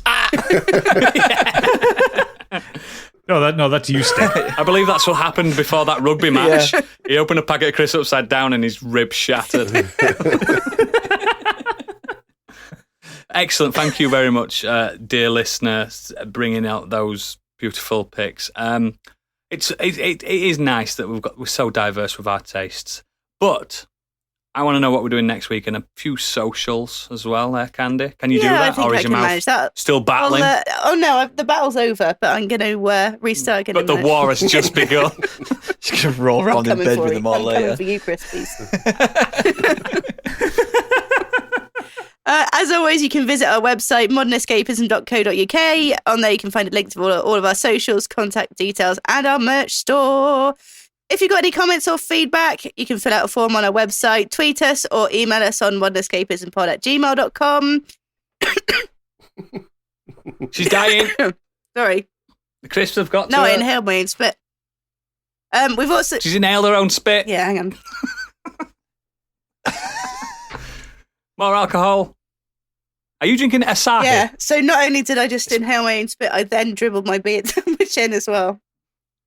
Boys, she's single. She's a lady. I can't understand why. Whoa, she's a lady. Right, sorry, back to it. Fucking funny 5 minutes there. We've spoken about our Discord. Come and have a chat with us. It's so much fun on there. Honestly, it's just madness constantly. Come and meet the people that are sending these And emails you can with these mute bad Nimrod takes. Hicks if you need to as well. But why would you want to? Yeah. So much fun. Twitch, we've been a bit more active on Twitch recently. So twitch.tv/modernescapism if you want to see us play some games and have a chat with us, or just take the piss out of or in my case, my generally bad gaming. So keep an eye on Twitter or the Discord for when we go live, or even better, if you can just subscribe to our Twitch channel, it'll give you a notification when we go online on your phone. And we've spoken about our Patreon, patreon.com/modernescapism. We've got 2 tiers that we've already spoken about. But if you want to support us in a non-financial way, please leave us a 5-star review wherever you can. 5 stars or no stars. Or crisps. That's the rule. Exactly. What are we doing next week? Oh, I'm so disappointed because I'm going to miss this one. Next week is our... She's got a hot date. Fingers crossed. Oh. Next week is our 2nd annual Biggie Awards ceremony. It's the big event of showbiz. Absolute event I of thought the you year. were here next week, which is why No, we're doing this I'm early. not here. Well, I wasn't. I'm not going to be here this Sunday either. But I'll see if I can maybe make a guest appearance. We'll see. Even if you just do a little video call with your picks, that'd That's be what nice, I'm thinking. wouldn't Yeah, it? I'm going to get all dolled up. I'm going to, go the full frock. We've got Flags on. Candy from Hollywood. She's going to give her picks. And the winner she can can't be be here here in the this studio evening. today. Now I'm going to wear a frock and everything, do my hair. Even though you said I look like a what's Are it, we- but I'll never Can I forget just- that. What's it? You know I'd stick a what's up my bum, don't you? I'd stick you up my bum. Oh, thanks. I've never seen someone look so scared in their life. scared. No, that was- Candy in that precise I'm honestly moment. touched. That's nice. That was a compliment. You will be touched. Are we opening the biggies to everything this year rather than just movies? Yeah, let's do it for Yeah, everything. this is the first time in our tumultuous history that we're opening the biggies up to everything. Literally. So it's basically, if you're new to us, the biggies are like the alternative, definitive awards for things that are shunned or things that just we want to like praise. We don't do like a Game of the Year awards and things like that. We've just got the best game ever made and stuff like that. That is definitive. So get involved, listeners. Tell us the thing that you want to like showcase and give your own awards to. We give them crazy categories. It's going to be great, and it's a suited and booted Black event, tie. ties, things like that, black tie event, cocktails, everything like that. It's going to be spectacular. Of all the ones to watch on YouTube, that's probably going to be one you want to watch because we scrub up nice. We really do. But yeah, for the patrons, we'll meet you in the green room. There's loads of crisps on the floor. Sorry about that. But for everyone else, we'll see you next time for the biggies. Good night.